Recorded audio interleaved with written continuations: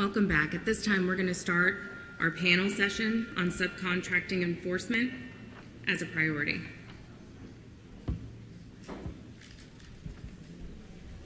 Hello, everyone. My name is Loon Sands. I am the Director of Contracting here at the wonderful ACF GCS. Welcome back from lunch. The panel and I, we're excited to host this table discussion with you all, and we're even more excited that we're first on right after lunch. So I hope you guys are wide awake and ready to engage because you're full and you're energetic and you're excited about the topic. As you can tell, the topic here is subcontracting enforcement is a priority. A lot of you all are small businesses. I met a lot of you all from yesterday and today. So it's important because some of you all want to be subcontractors and some of you all want to be prime contractors.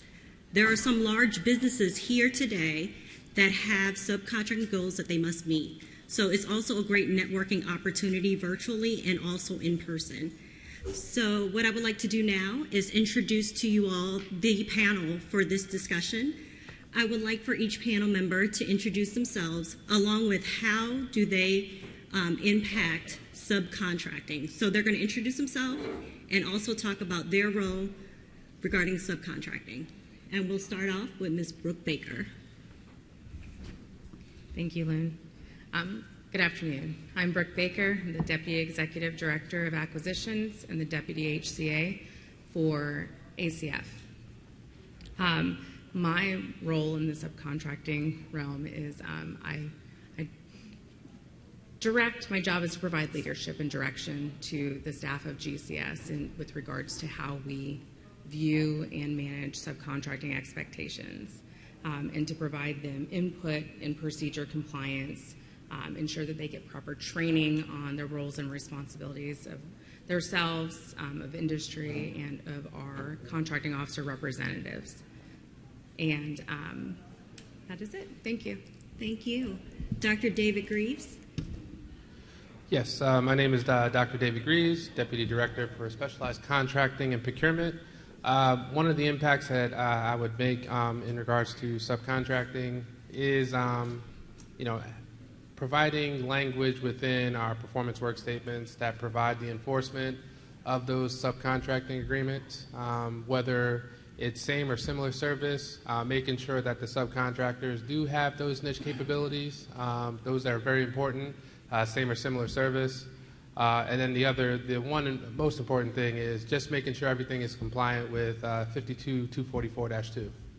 Thank you. Ms. Shelley Thomas. Good afternoon, everyone. Once again, my name is Shelley Thomas. I am the Acting Director of the Policy Division within ACF, Office of Small Disadvantaged Business Utilization. Yes, that's a mouthful. But I also serve as the Subcontracting Program Manager. And my role here at HHS is to provide support to all of the operational divisions in regards to subcontracting reporting. Also from a mechanism of also reviewing and also providing compliance from a prime contractor's perspective as well. So we do a lot of compliance within our operational divisions and within ACF, but I'm happy to be here this afternoon. Thank you. Ms. Donna Griffith. Good afternoon, everyone. My name is Donna Griffith. I am the Deputy Director of Acquisition Policy Oversight, and I'm also our competition advocate.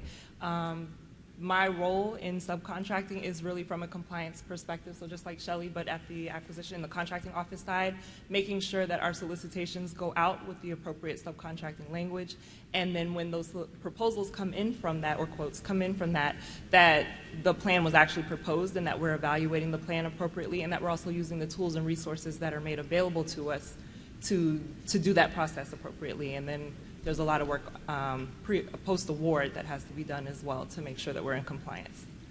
And I'm happy to be here. Last but not least, Ms. LaTanya Dent. Good afternoon, everyone. My name is LaTanya Dent. I am the Small Business Specialist out of our ACF office and also support ACF and CDC.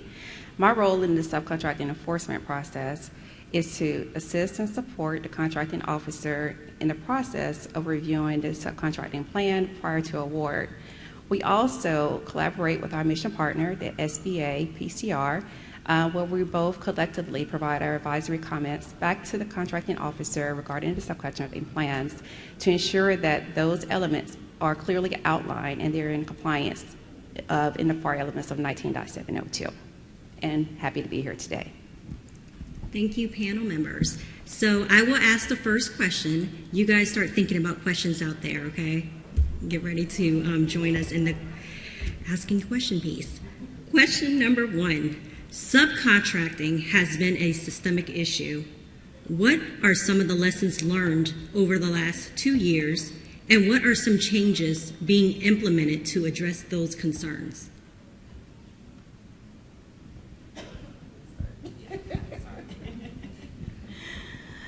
Great question. One of the things that I have been reviewing here since I began with HHS, which is coming up on a year, is one of the main focus I looked at in subcontracting was the reporting aspect from the prime contractor's perspective. One of the things that I would say was a lesson learned is that there needs to be more education about subcontracting.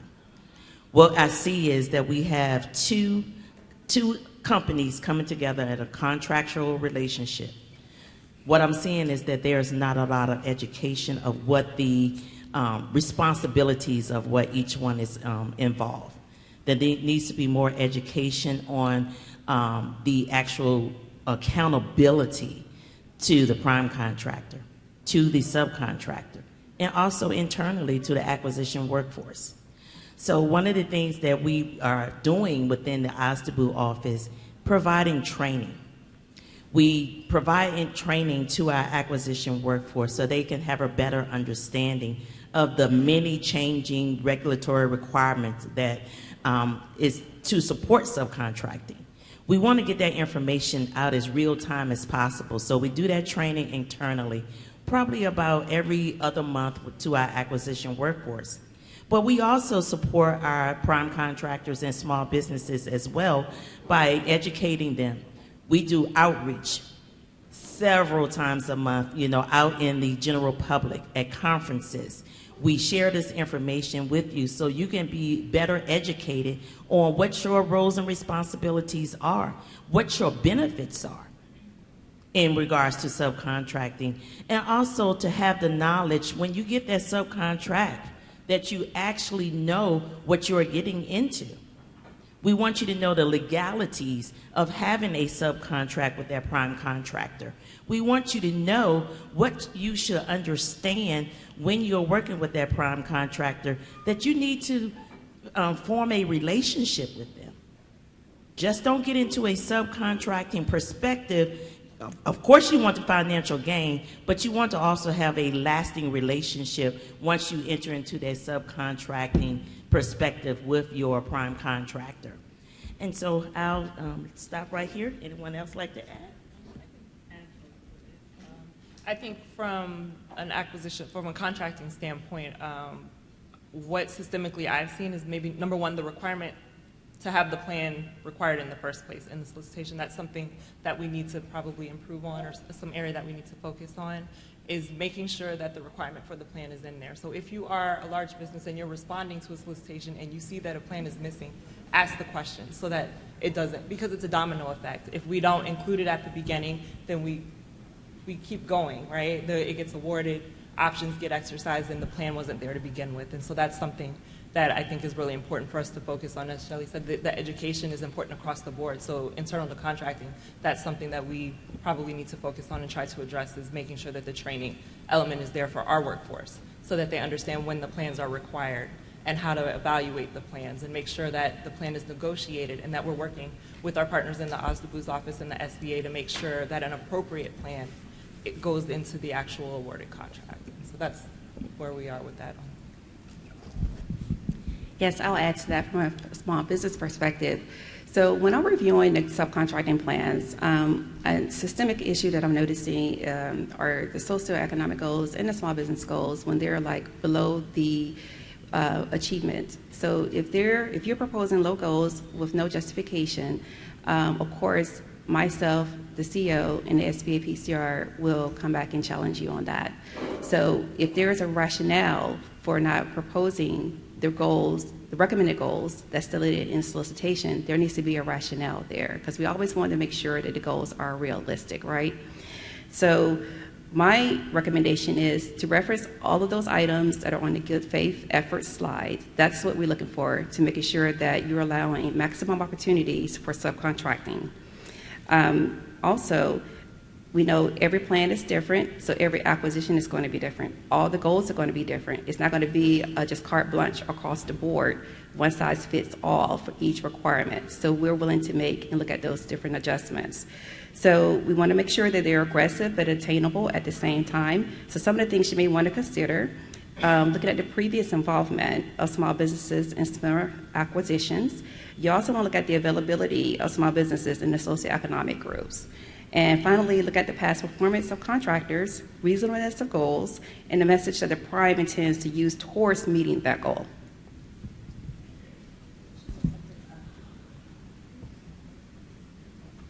Okay, thank you for bringing that up. I'm sorry? I just want to add Okay. because she talked about rationale, and I think that that's something that we probably should have a conversation about.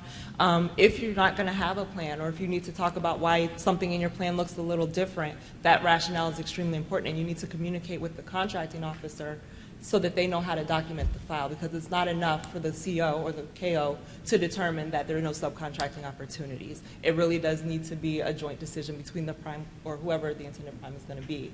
But it's a decision that's made together. It can't just be a contracting officer saying, oh, there's no subcontracting opportunities. We need to know, we need to hear from industry that there aren't any subcontracting opportunities in this space, and that information needs to make it into the file so that when SBA comes around and audits the files, that there's some documentation in there for why this file might not look as expected. Thank you. And not Shelley, I'm sorry. LaTanya, thank you for segueing into good faith. And we're going to talk about good faith here. Prime contractors must make good faith efforts to meet the goals set in their subcontracting plan. What are some of the good faith efforts you all have seen from the contractors, and what would you like to see more of? So in regards to the good faith effort, providing opportunity and removing barriers to establish opportunity for all. So within your proposals, when we start talking about percentages, subcontracting plans, different things like that, definitely providing rationale. As we continue forward, the rationale is going to be important to establish that for each effort, it's not like, or for each company, it's not like a one-size-fits-all. You're basically providing the resources that are available, whether they may be below the percentage rates that we're expecting. I think providing the rationale for why you're deviating is very important. It could possibly provide us, like I said, with information that we can put on the file, but also it'll probably give us a bigger picture of, hey, do we need to have more matchmaking events, speaking engagements, different things to reach those,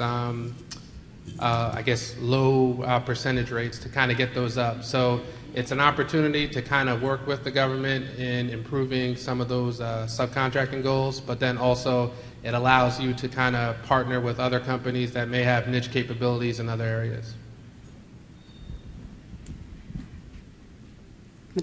Okay. So a couple different things that I would like to see. And first and foremost, I really want to know what good faith efforts were taken specifically for the contract at hand.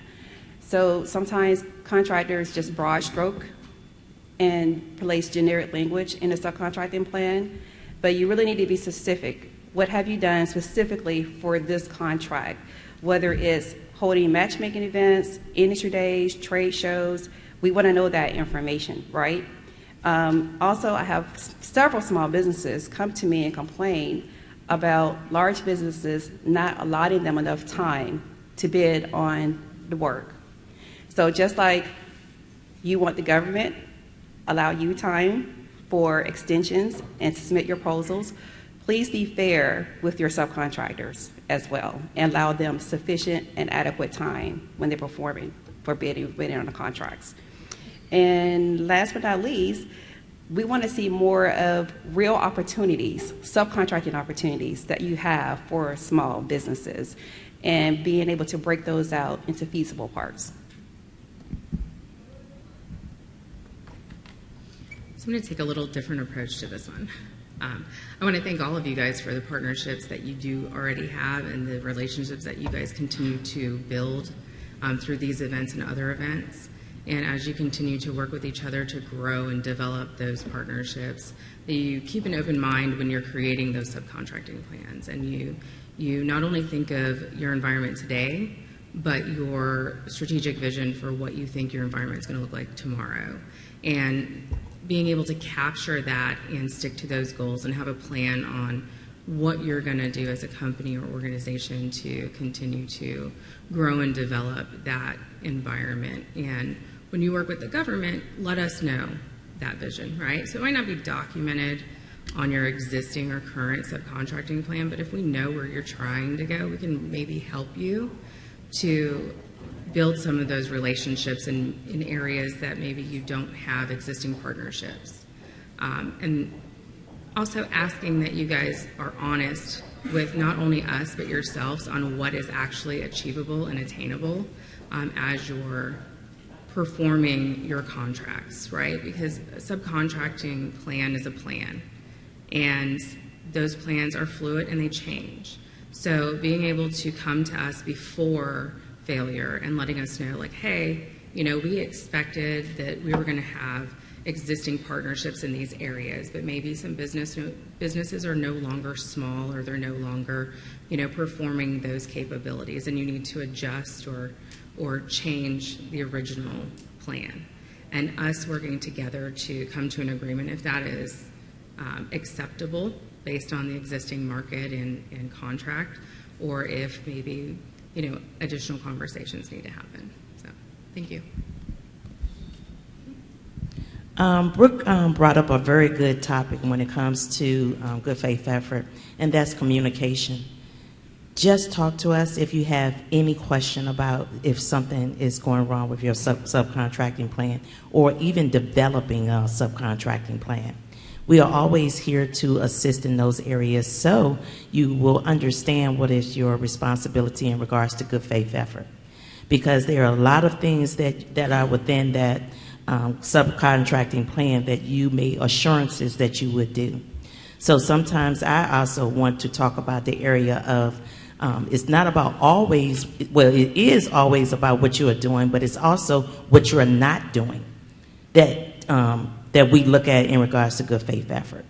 We also want to make sure that you have a dedicated person that is working your subcontracting plan, working with that subcontractor, that we have an appointment letter of who that person is, so we can have discussions with that person. So when we are reviewing your reporting, we know who to go to in regards to ask those questions. You also know who to come to within ACF, within HHS, even OSDBU, to ask, hey, this is changing. I want to talk to you. How do we do this? How it affects my subcontracting plan. Don't wait until you submit your reporting. If we know beforehand, we can assist you and mitigate any concerns before you get to that reporting season. Question number 4. From the United States government's perspective, what are the benefits of fostering competition, not just at the prime contractor level, but also at the lower tiers? Price control. You get to make sure that you're getting a fair and reasonable price. That's an important part. I think for, you know, we have the Competition and Contracting Act that promotes maximum participation across the board for prime and subcontracting opportunities. So when you do have competition, that drives down, drives competitive pricing. It could potentially drive savings and potentially innovation that, you know, benefits to the government that we otherwise never thought about.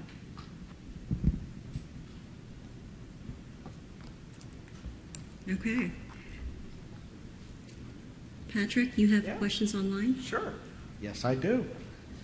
So, question was, do second-tier subcontractors count towards any small or disadvantaged business goals at HHS? Second tier. I think there's SBA has proposed rule out there right now pertaining to the second-tier subcontracting, so more to come. You can find updates fedregister.com. But I know that we were briefed on that maybe about a couple months ago, so they're definitely looking into that, so it's more to come. Okay. And other question that was received is, not all contracts require an actual subcontracting plan.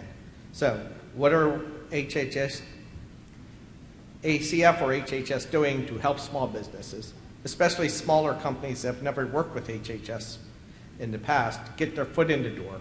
Or alternatively, contracts that are smaller and try to encourage subcontracting in those vehicles. I'm summarizing a little. For one, look at the event that you're at today, this week. It's a networking event where you get to network with each other. You've met with some of the senior leadership here at HHS.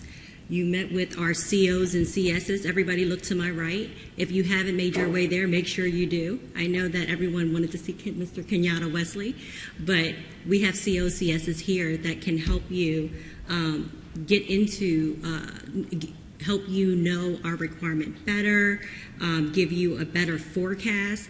They will work closely with the mission partners to provide you with that information. Yeah, I just wanted to add, OSDBU does extensive outreach to work with small businesses, pretty much every day. We have at least 7 small business specialists that are assigned to each of the operational divisions, where we share our requirements with small businesses. We educate them on how to conduct business with HHS and the federal government as a whole. She talked about the forecasting.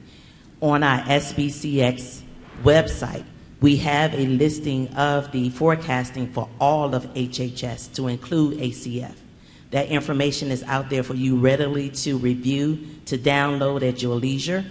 I will say in August of this year, we will be updating with the fiscal year 2024 forecasting. So we work closely with the operational division so you can have the information, so you can prepare your companies for these requirements. So small businesses can plan, team, joint venture, work with these prime contractors for subcontracting opportunity as well as prime contracts. OSDBU also offers monthly calls with small businesses where you can sign up and talk to our small business specialists. Ask the questions that you have. We talk about the requirements that they have, and we try to put you in line with the person who can answer your questions for you. So this information is readily out there on SBCX, on all the events that we have, and small businesses can participate, they can come in, and they also know who to contact if you have a question.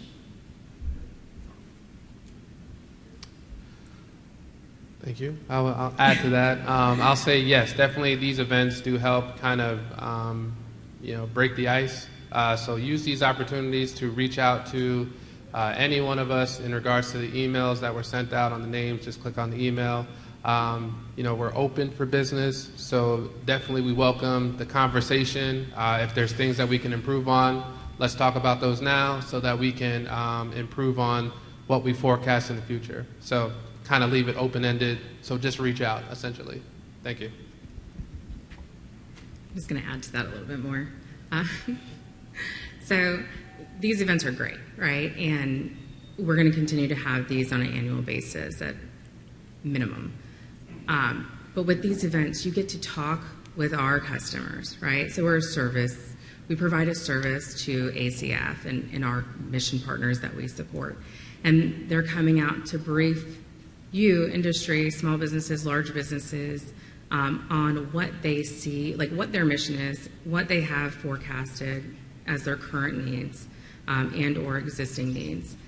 So it kind of gives you an idea of what we do here, what we provide service-wise, product-wise, our span of reach, whether it be globally or, throughout the United States. So it can help you to build partnerships not only with local businesses, but other businesses in other geographically regional areas where we might have a need. So I just ask, I will continue to ask that you guys continue to work with each other to develop those partnerships and reach farther than just your local areas. Yes, ma'am. Hi, thank you. Sarah Sanchez with ATG Innovations. It's just going to be one question, but as you guys continue to talk and I see the passion, a couple of things. One, love the feedback, and just it's very clear, I think, to all of us how much passion you feel about the subject, because I love seeing, well, I've got one more thing to say, right? To the last comment that you made, Ms. Baker, will you be sending out a list of the companies that attended the industry day for those of us? That was actually not my real question, but it just made me think of that. Okay, wonderful, thank you. So one comment that I would offer to you on oh, go ahead. Just for the people online, the answer to that question is yes, we will be sending out a list. Thank you. One comment I thought I would offer to one of the topics that was being talked about is what we have seen in some performance-based contracts is where subcontracting goals is also one of the things that contribute to the evaluation criteria, right?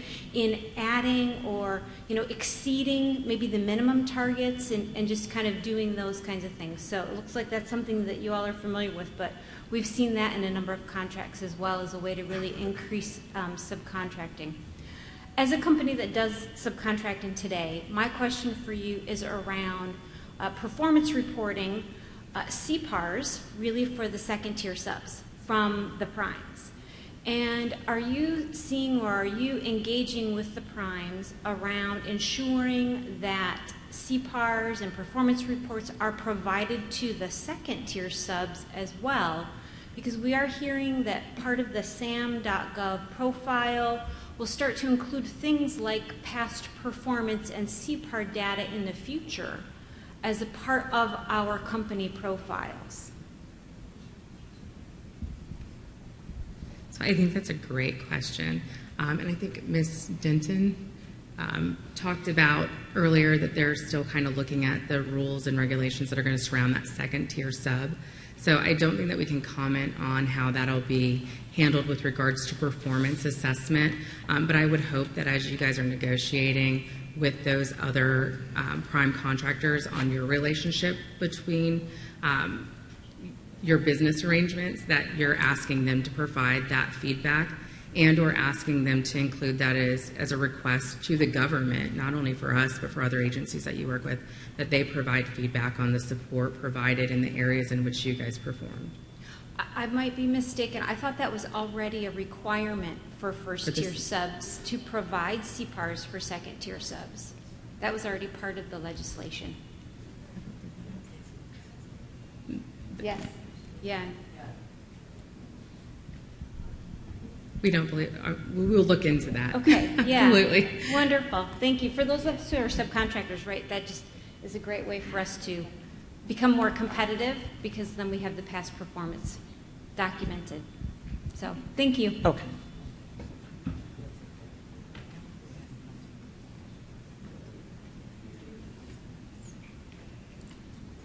Yes, next question. Good afternoon.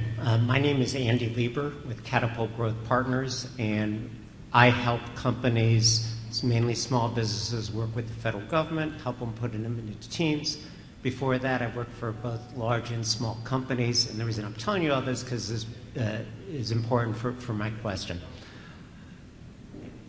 One of the things that I do is help put together teams in advance of the bid. So you come with your large and small business, your large primes and small business contractors, and also vice versa.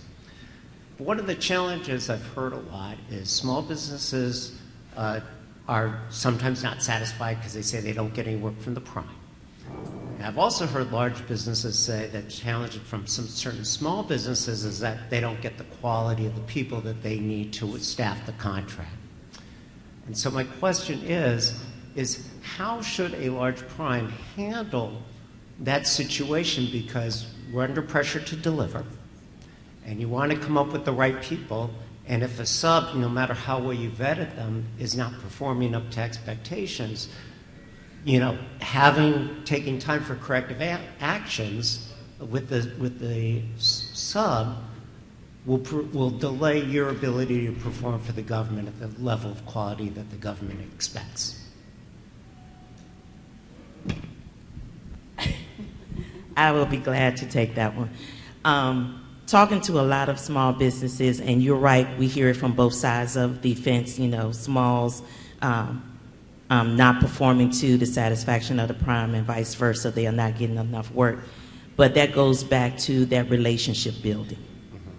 I know you guys are pressed to get, the requirement, the proposal you have to deliver, but that's where you have to put that homework in before to vet who your subcontractors are. A lot of that I've worked with are working informally or formally through a mentor and a protege relationship, and so that's when you know who you're working with. I see a lot of companies that are coming together and forming this contract in a blind nature. And that's where you're going to see some of these issues that you are talking about. I strongly encourage everyone to put in the work to find out who you're working with, just like you're getting married. That way, once you are in the situation, because both of your integrity is on the line in regards to this contract. So you want to make sure that you are vetting that company, see what their history is in contracting, whether it's local, state, or federal. Make sure that they have the capabilities that you need before you even enter into that contract, so you won't come and be faced with any issues down the line. I strongly encourage that, and that's just my recommendation. I just want to add a little something to that. I would request that companies talk often with their government partners on their performance, right? Like have that monthly meeting to say, am I performing to your expectation? If the quality of the product or service is slipping, where is it slipping and how can we work with you to fix that, right? Because if you're having that open, honest, and frequent conversation, then it's not a surprise when that CPARS comes or when, they're sending you notices that, of termination or other avenues in which they put in their contract to make sure to prevent, unacceptable services from being provided. All right, next question. Thank you. Actually, he took my question. Uh-huh. He took my question, but I guess I could just kind of play off of it a little bit. Thank you, Ms. Thomas, for saying it's like a marriage, but sometimes this is a shotgun wedding because the solicitation comes out so fast, so you have to do a quick dance. And so is there some watchdogging that takes place? Because as a subcontractor, I'm Desiree Wilson out of Houston, Texas. I'm a small business. And I know the gentleman earlier said, don't mention that you're an 8A, but I am. I just got it. So say thank you. And so in that situation, when you are in that shotgun wedding, and you're getting to know folks, and you're believing because the award was given that these people are bona fide, the work does look smaller sometimes as the years go by. Is there any watchdog situations that will take place where a small business or subcontractor can say, hey, listen, might need for you to look back at this a little bit. I'm having some trouble communicating with my new partner. So there is, the CO definitely looks at that, especially when it comes to monthly performance. So as we start to see a trend or we hear from the program office that something's kind of lacking, we automatically get our eyes on, all right, so who's performing that work? How much of, what's being done? What risk mitigation strategies? We would expect this to come from like the contractor. What kind of risk mitigation strategies do they have set up for this type of scenario? But, we're also looking to help you as well. So we don't want to have a failed mission or anything like that.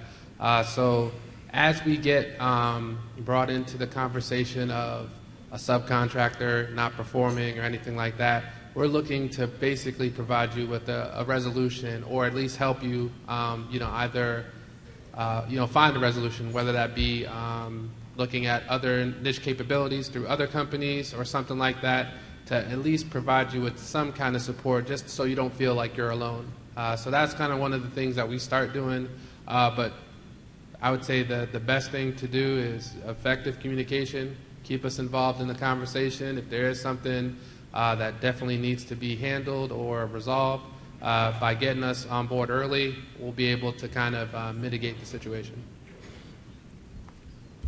The goal here is to give you guys ample time to reply to the solicitation, but sometimes we don't have the time.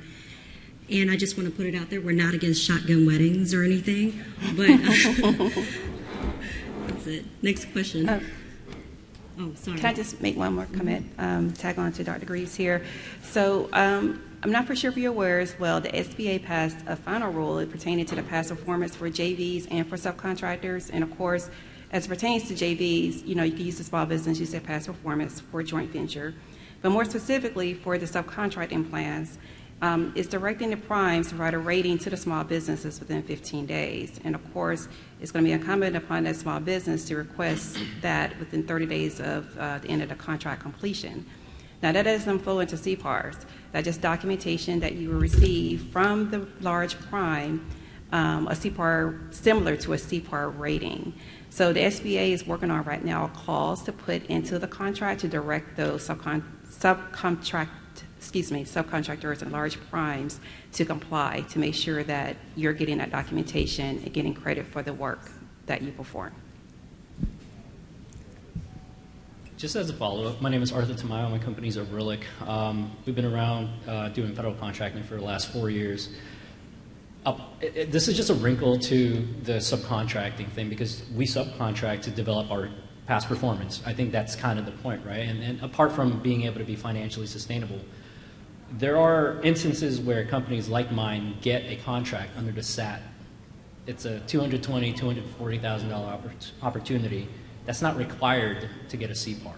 And companies like mine, we fly under the radar. It's great in terms of our revenue, but we don't get CPAR. So can you guys elaborate a little bit about that? Just because from my experience, we wrapped up projects where we know we did a great job. The core, the whole team loves us, but they're not required to give us a CPAR. So that's hurting our bottom line, just because it's the chicken and egg problem again. We got the experience, but we're not being able to showcase officially. So if you guys can elaborate on that, I think a lot of folks here, show of hands, who here has won contracts they haven't gotten CPARs on? Right, so that's at least 10 companies right there that could be performing better on their contracts.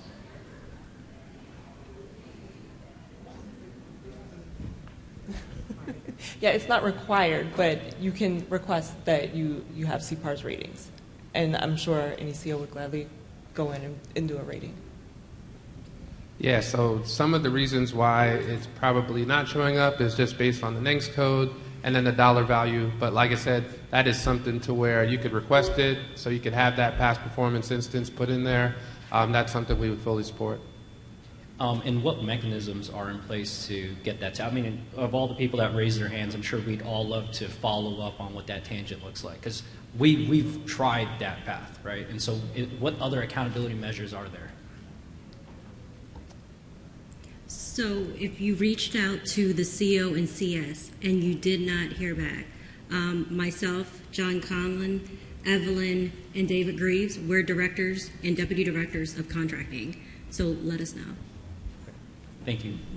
You could. I will also jump in there. You can I'll make myself available. I wear several hats, but I am the CPARS coordinator for ACF. Oh, I'm sorry, Demetrius Control.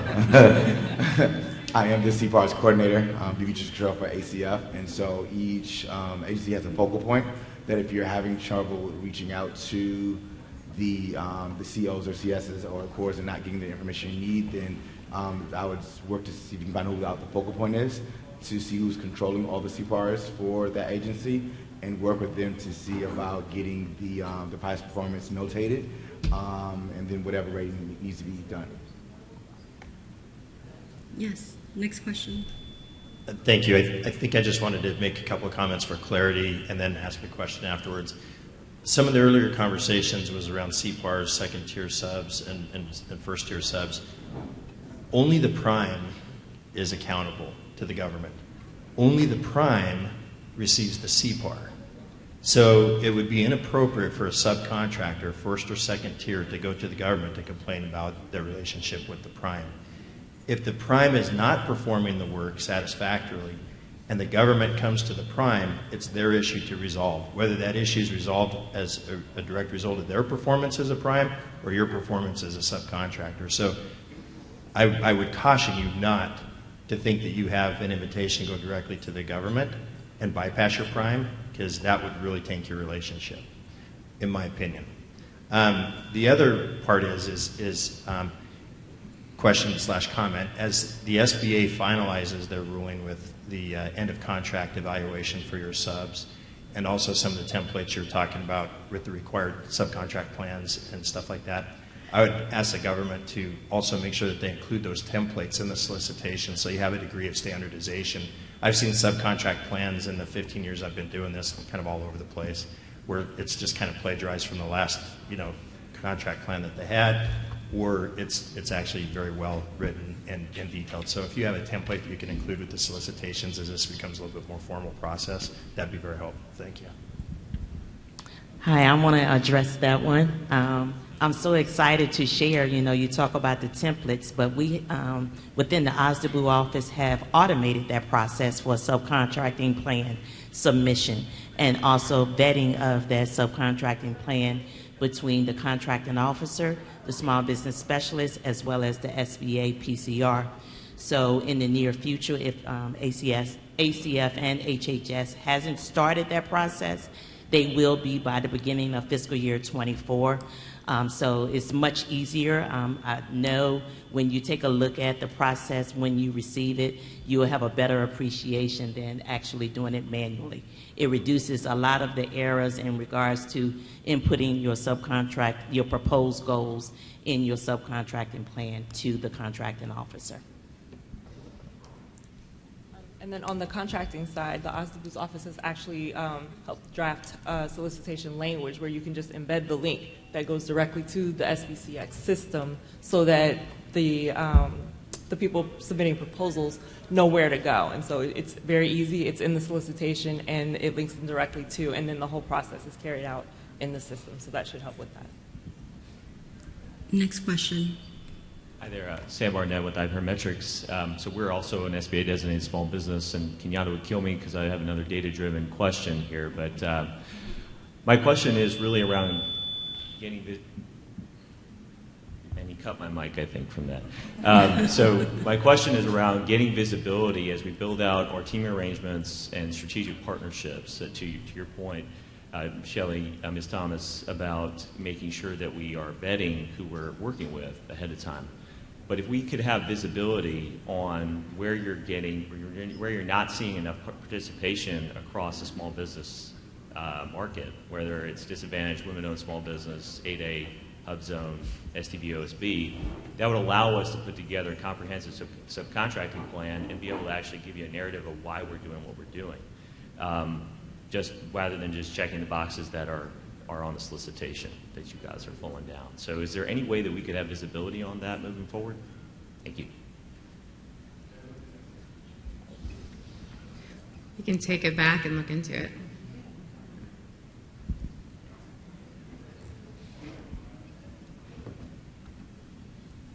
Do we have any further questions? Anything online? Patrick, no. All right, well, thank you, everyone.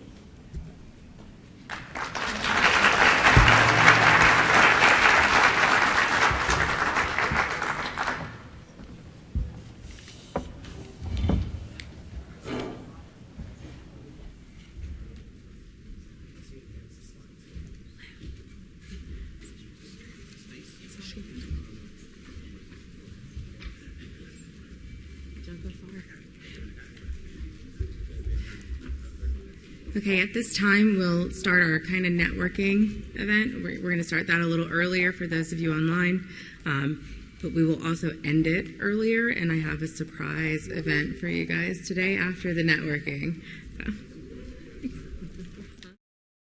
So I just want to cover one quick thing before we jump to our surprise panel that's not on the agenda. But myself and Brooke, we really wanted to give you all a chance to have some exchanges with the people you should be working with on a daily basis within GCS. After socializing with you all here, interacting with you all here, some of the feedback from people who sent me emails that are online, we were like, we need to give them some face time so you know who they are. Ms. Donna, can I ask you to join this panel too? And so, but before I get them, while they're getting situated, there was a discussion that took place in the last segment on small business interaction with primes if there's a challenge or issue or item. And I want to just make sure I add one piece to this for clarification purposes. There's a law that's in place. I didn't write it. I know all about it, though. It's the Small Business Jobs Act of 2010. How many have read it in this room? Not a single hand. So let me give y'all some homework online and in here. People tend to get really passionate about certain subjects because it's in here. It's in here. But I had a football coach and a basketball coach. Their favorite phrase was KYP, know your personnel. Well, I'm going to switch that a little bit. It says KYP, know your policies. The Small Business Jobs Act of 2010, when it was awarded or signed out by the White House, it gave small business certain rights. Have anybody heard of bait and switch when it comes to small business? It became official as a way to deal with it inside that Small Business Jobs Act. But it covered other things. Hint, hint, hint, hint. There are certain things that small businesses, once they have gone to their prime, that they can elevate to the contracting officer. It's not everything. We're not going to be your mediator for world hunger. Some things become a civil matter and not the government's item to choose or to solve. But there are items that are specifically spelled out in there that cover that situation and example that was laid out in the last panel. So know your rights, understand the laws that surround, manage, and govern you, so that way you can ask the right questions and or be driven in the right direction. Does that make sense? Okay. Now, we need to get one more chair? We good? All right. Now for the fun portion. So I have a really amazing group of leaders. I don't think there's a leader more proud of a group of people than I am of them. There's a reason I can just walk away and let them do their jobs. And they are getting better every day. And there's a group of people over here that support them in doing their jobs that are getting better every day too. What I want you all to understand is that people can line up and see me all day. I have no problem with it. But sometimes you can probably get an answer faster if you know the contracting officers, you know the branch chiefs, you know the division chiefs. Though they're GS-15s for a reason. They earned those spots. They weren't given to them. And I want you all to be able to have positive exchanges, just like you're doing in this session and like we had yesterday. I want you to be able to know that you can go to them. So we called an audible. All right? So from the far left, Miss Evelyn Tyndale, coming in to the right next to her, Miss Loon Sands, Mr. John Conlon, Mr. William Kubal, goes by Bill. My difference between her and the others, she is Deputy Chief of Policy, Ms. Donna.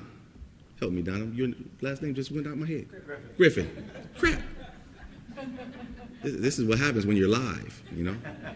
And then the gentleman on the end, who with the infectious smile, is Dr. David Greaves. And I'm going to start them off with a subject, and then you guys can take this where you want to go. And people online, don't be afraid to ask any questions through the online portal. So let's start with you all. When you all are seeing responses from industry in RFIs and your market research, what are some of the common trends that are good and or bad that you want to inform them to do more of or not do ever again? Who wants to go first? All right. Maintain decorum. Loon and I are going to share a mic. So what I would say for RFIs, we talked a lot about this yesterday. I think the really good thing about you all responding to our RFIs is that you're responding, first of all. It's not just a check-the-box activity. And also introducing your capabilities in a way that it aligns with exactly what we're speaking of. And then some of that, too, is allowing us to see how creative you are in the solutions that you bring to us in response to those questions that we may ask or that information that we're seeking in those RFIs. Because I know in a few that we've put out some information that we've asked you all, does this make sense? Is this possible? And we really want you to tell us, no, it doesn't really make sense. And I think sometimes you all are shy about that because you're like, well, we don't want to tell the government something that they're doing doesn't make sense. But we're asking you because you all are the experts in that arena, and we want to know what is going on in industry. What are the leading practices that you all are seeing? Because you're collaborating a lot. You have to deal with these real-world problems that the government has, and sometimes we can be a little behind the eight ball when it comes to things that are streamlined, are more innovative, and especially when they're cutting edge or new or just ideas that you have because you are out here learning. Now, as long as it doesn't break something, you know, or break a law, of course, but as long as it doesn't break something, we want to hear about it because that allows us to be more smart in our requirements building. And some of the things that I would say to steer away from is very similar to a lot of the people you've heard today. Don't be so generic in like a capability statement because that doesn't give us a lot of information. Those NACE codes, they're really wide.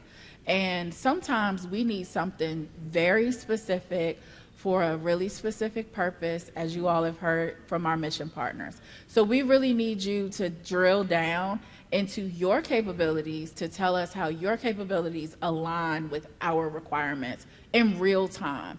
And that also allows us to understand that you truly want to do business with the government and you're not just, it's like cold calling when you get those coupon books in the mail and they're just like, they send them to every household in my community, right? Where it's more so when you get something and it looks like the envelope is handwritten and you're like, oh wow, they addressed that to me, I feel special. And that's kind of what we're looking for. We want to know that your teams are thinking through our problem sets and solutions that will really be useful for us in the long term. Evelyn, you're going to get about 300 handwritten letters now. You know this, right? Who wants to take another shot? Yeah. Go ahead, John. So I think, so from what I understand of the capture process, right, and then, you know, I'll pause for laughter, right? So there is like implicit, before we have a solicitation on the street, right, we are trying to shape the requirement. We put out RFIs, sometimes we'll have draft solicitations out. All of this is done in an interest to see, you know, have we defined our requirement clearly enough? Are we asking for something that is something that we could actually get in the time frame we need? And these are all, like implicit in these activities are kind of going to industry and asking like, what feedback do you have for us? about the requirement itself. Now, I think, depending on the agency you're working with, right, you may decide that, well, I don't think, they say they want some feedback, but they really want to know is what can we do, and thank you, but we don't want any input on how we've defined our requirement.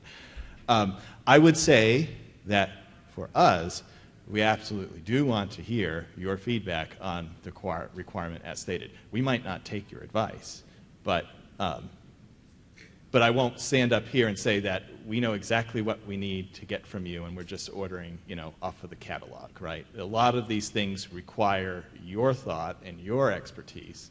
And we absolutely do need that feedback because there is an opportunity before we have the solicitation out, and there is, frankly, it's a little opportunity after the solicitation is out to continue to adjust this and make it really good. What we want, what we all want, I would say, is good fit between industry's capabilities and the agency's needs.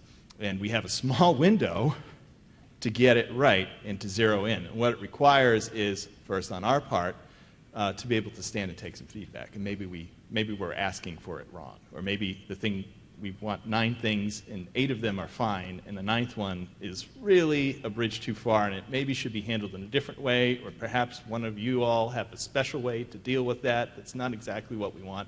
That's all great feedback. And here, this is a team that wants to hear this feedback because we do care about developing our vendor base, making sure you all understand what we need, and we can't understand that really, really well unless we get the feedback from you all. So I would say, looking at RFIs, sometimes I see submittals that are safe, and they say, like, here's what we can do this, to meet this requirement that you've stated. Go a step beyond and say, here's what we do, here's how we can meet it as stated, here's some additional feedback, because if you adjust your requirement in these ways, now you've drastically reduced your risk. Now you've actually gone a step further, and now you're, instead of going for the state of the art, you're actually closer to like the next step beyond, and why don't you just go for that? And if you can tie it, just like Evelyn said, to some core competitive advantage that you believe you have, by all means, let us know. Let us know. And from our perspective, we put an RFI out, we get a lot of responses out. Imagine the signal, imagine what happens when we see like, oh, this company says that it's 90% great, and over here they said it's 92% great. And oh, look at all this feedback we're getting. I think we're barking up the wrong tree in this respect. Great. Now we can adjust. When we get something out on the street, it's a live solicitation. Now it's something that's actually more biddable, and we have a higher likelihood of getting a contract that's really going to deliver what we need, and signing up a company that actually can perform, and we've kind of taken the risk out of the process from both sides. That's my perspective and feedback, and try us out, right? Hold us accountable, as Kenyatta's been saying, to give us that feedback. I can tell you with this team, we are all ears, and we want to hear it, and you can expect professional dialogue, thoughtful dialogue as we shape things. Thank you. I'm proud. I mean, he listening. Thor is becoming a full-grown superhero. Team, you don't understand. Like, we've been teaching each other about risk-based decisions and how to get the right information from industry to mitigate our risk fairly. And then by not also doing harm to you all, that's a good answer, man. You two did great. Let's go to the question on the floor. Hi, Andy Lieber with Catapult Growth Partners. Kenyatta, first of all, matching shoes with the shirt, good job.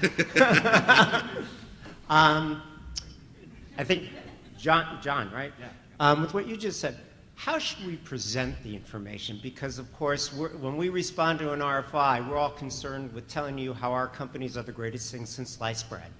So how should we present it so that you actually see it and read it, and it's not hidden with all the other fluff that we tend to provide?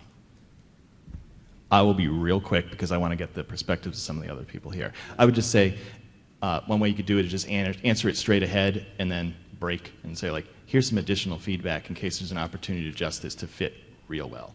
Something like that. So the mail has officially been answered, and there's an additional section that's kind of like, hey, if you really wanted to get an A++, you guys could do this. Okay, thank you. Bill.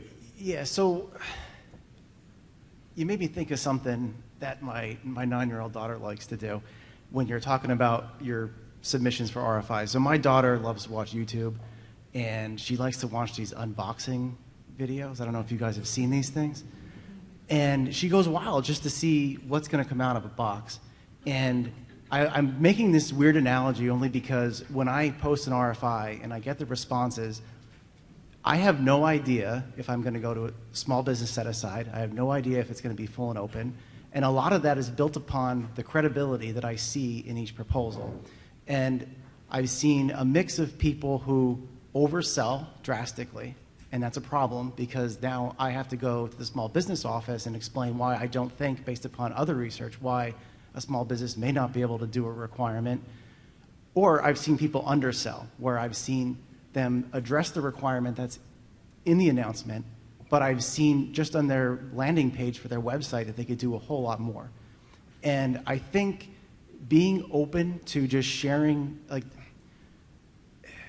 demonstrating your mastery over the market that you're in is going to be palpable to the evaluators as they read your response, right? So sometimes we'll ask questions, but it's not like it's, you know, I'm looking at everything in the same lens. I can tell fluff. Like, I don't care about letterhead. I don't care about, you know, cute pictures. I care about, oh my gosh, they understand what we're trying to get at, and they're well-written responses. They are thoughtful.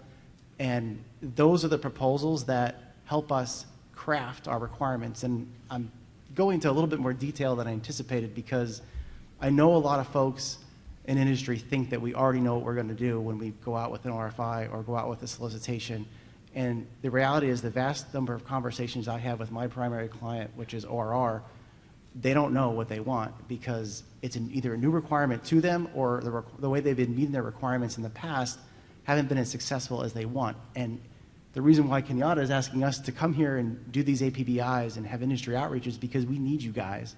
I need you to talk to me here. I need you to talk to me through RFIs and just, you know, leverage us. I mean, we are open to have conversations with you. I've met with several of you, you know, during the break and during the connection period where I've gotten feedback about how things are going on active contracts that I had no idea, good and bad. And that's important for me. But as far as the RFIs go, like, just tell us what you think is important in terms of that particular application and let us and trust us that we're going to utilize that information to make the procurement or the solicitation better for you. Very good. Thank you very much.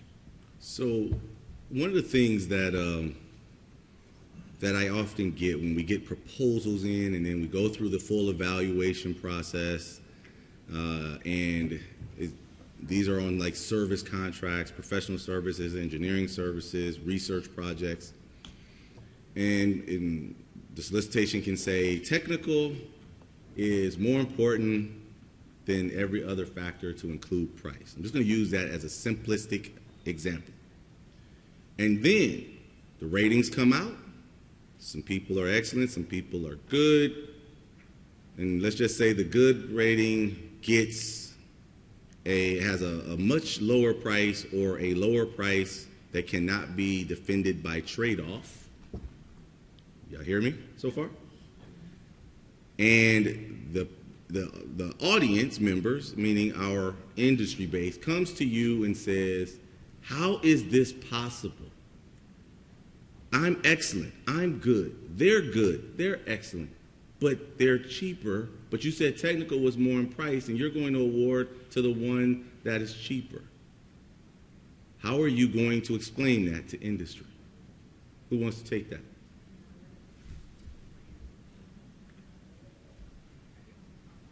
No, he just asked them. Didn't you just ask them a question? I did. Just I said, hold on a second. Here, so I'll go real quick. It's when we put those statements in a solicitation, the weight of the non-price factor is relative to the price factor or cost factor. It attenuates. The weight changes as the difference in price increases. You know, if we've got a $100 million offer on the table and a $50 million offer on the table, the $50 million is acceptable and the $100 million is excellent, extraordinary. The CO, that poor CO, has to stack up all of the particular technical aspects that add up to $50 million extra value. I'm not saying it can't be done, but sometimes it's just a bridge too far. Now, I'll open up to everybody else's thoughts because that's a real life situation we have encountered. So I'll keep this really simple. Best value can swing either way, right? It can swing technical, it can swing towards cost. If I have a requirement for, let's say, a Honda Accord, nothing wrong with the Honda Accord, everybody, and you guys propose a BMW, does that mean I have to go for the BMW when my requirements is for a Honda Accord? So that's just a simple analysis. So another way to put this in your brain is this. You know, I just wanted to hear you guys to hear them talk through simplistic. So I'm gonna give you one more, and then we're gonna take some questions online, and then 2 more in the room. Think about it this way. Technical can be more important than price. But when you are going to pay more for something, the law still requires us to be able to defend the price difference. Price is not irrelevant. The law still says price analysis for fair and reasonableness must be determined, and if it's cost realism must be completed and determined. And so you want to ensure that you understand that how you write your proposal, hint, hint, hint, hint. How you write your proposal, hint, hint, hint, hint, can help the evaluator defend your price, good or bad. Because they have to be able to say why they're willing to pay more for another qualified price, even though the trade-off is there. That's what trade-off is. Okay? That's really important to understand because I get that question all the time from vendors when they say, Kenyatta, I got a good rating. They had a good rating. We were equal. My price was a little higher. And I said, and I use their own words against them. That's right. You were equal. Would you pay more for an equal rating? If out of your pocket you got the same exact value and quality, would you pay more just to pay more? Most people go, no, I'm not going to pay more for the same thing. They want their money to go farther. Well, the program officers are no different. Okay? Let's go to our question online. All right. So, let's see. We respond to a large number of RFIs and sources sought, but rarely ever get feedback, even when requested. What process is GCS putting in place to give us feedback so we can understand the good and bad thought process of the government? I thank you for asking that question. A lot of you all met with myself, John, Evelyn, David, Bill. We hear you all, and you guys are all saying the same thing. You invest money to respond to the RFI. The least we could do is respond back, right? And I explained to the folks that I talked to, sometimes there's time constraints that's associated. But it takes a few minutes just for us to reply back, and we will do a better job of that. It's already noted, day one, several of you all said it, and we are invested, and we will go and talk to our team when we get back about doing that. So I'm going to just say this, because you promised industry, you wrote a check, I have to cash. So y'all figure out a clean process to do that. And then let's put a response together to make sure industry knows how that process will work. I will be honest with you all, it will not be everyone. There's a lot more of y'all than there are of us. So we will probably be intermittent and random, but we will do a lot better. You have my word on that. Donna, do you have anything you want to add on the policy side? No, I don't. Okay. All right. This is for Dr. Greaves because he's so quiet. No, just kidding. Go ahead, Doc. It has been said today that there are no favorites in vendors, but it seems there's an awful lot of the same vendors always getting awards. How can a new firm really break into ACF to get their foot in the door? It wasn't just directed at you. Okay. You can take it. You can take it. This is an easy one. It's actually a very easy answer. Go ahead, Doc. So the good thing is that the team that we currently have stood up aren't considered to the normal processes and stuff like that in place. So there is no favoritism. I am looking forward to meeting new companies, definitely seeing new teaming arrangements on future vehicles. I know the current vehicles that were done in the past, but as we look forward, I would say for current vendors trying to get on board or vendors that are still on board, these are new, fresh faces. We will basically treat everybody fairly, and as we move forward, we're looking at who can essentially satisfy the requirements. So there is no favoritism, and we can cash that check. Yeah. Donna, you want to talk about the review process to ensure fairness? But I did miss a caveat on that. I got an email.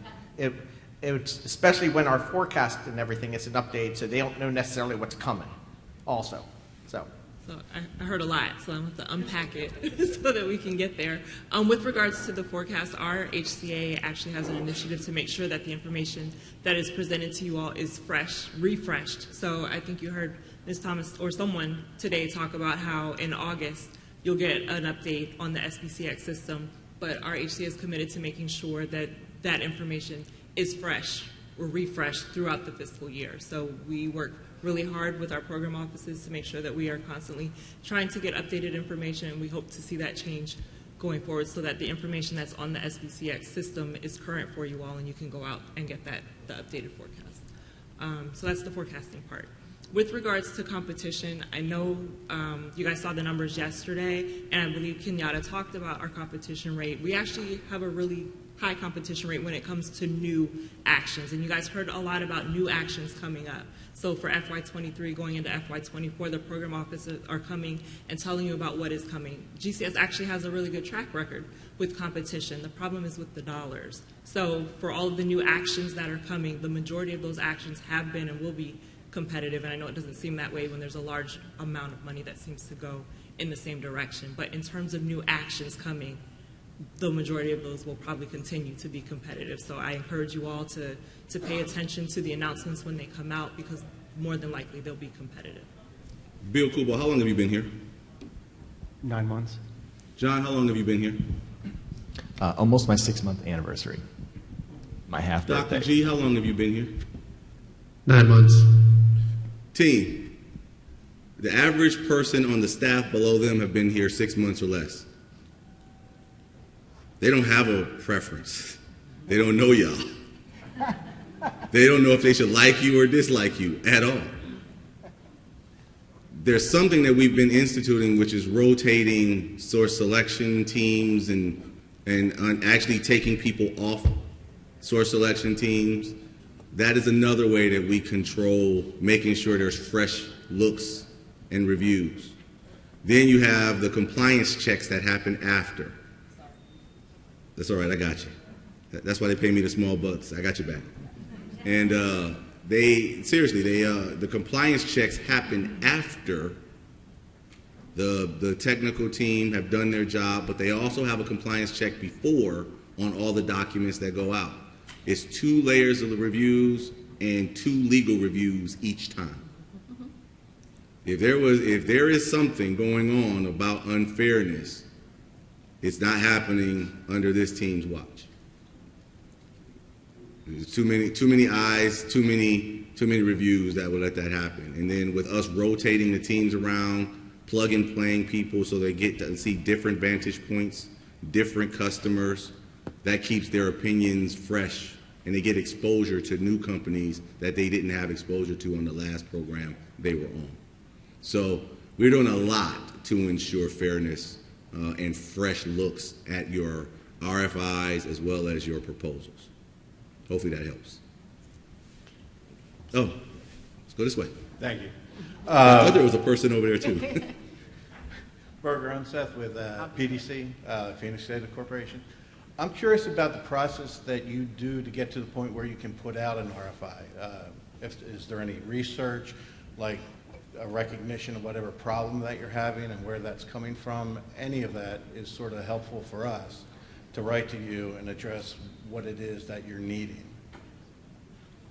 You taking it, Dr. G? Go. So We do have IPTs kind of set up. One of the things that I did notice when I did start was, a lot of the information for like new requirements and stuff like that definitely was lacking market research or input from industry. So one of the things that we're trying to do is definitely establish that communication with industry early in the stages. So basically at the RFI level, kind of getting their understanding. One of the main things we also did kind of talk about was essentially deviating. Like, hey, the RFI that you kind of came out with, I think there was something that came out 2 years ago. We know that it was kind of like hard to kind of put our foot around, so we didn't, respond to the solicitation that came out. Those are the type of conversations that we're looking for now, because we want to make sure that there are improvements on, current requirements, or just, meeting new requirements or satisfying requirements. So I would say the key thing is, making sure that with the RFIs that do go out, we establish a better or invite a new industry base, but also continue to improve on the language that's out there, because like I said, in most cases, a lot of the requirements that are coming up are very new. You could say from our program offices, they may be an inexperienced team, but this is where you guys come into play, and this is why you guys play an important role in how we, satisfy those requirements. You mentioned IPT. Bill, when you answer your piece of it, explain who goes on those IPTs so they'll understand it. Okay, sure. The thing I wanted to add, and then I'll get to the IPT piece, is if any of y'all were in the Switzer building last November when we had an industry day, there's an example of how this is supposed to work. So I posted an RFI a few days before that industry day for post-release legal services. That generated some interest from a lot of little different law offices and other folks who came and attended the industry day. At that industry day, we had folks from ORR brief on what the requirement was going to be, what they anticipated it to be.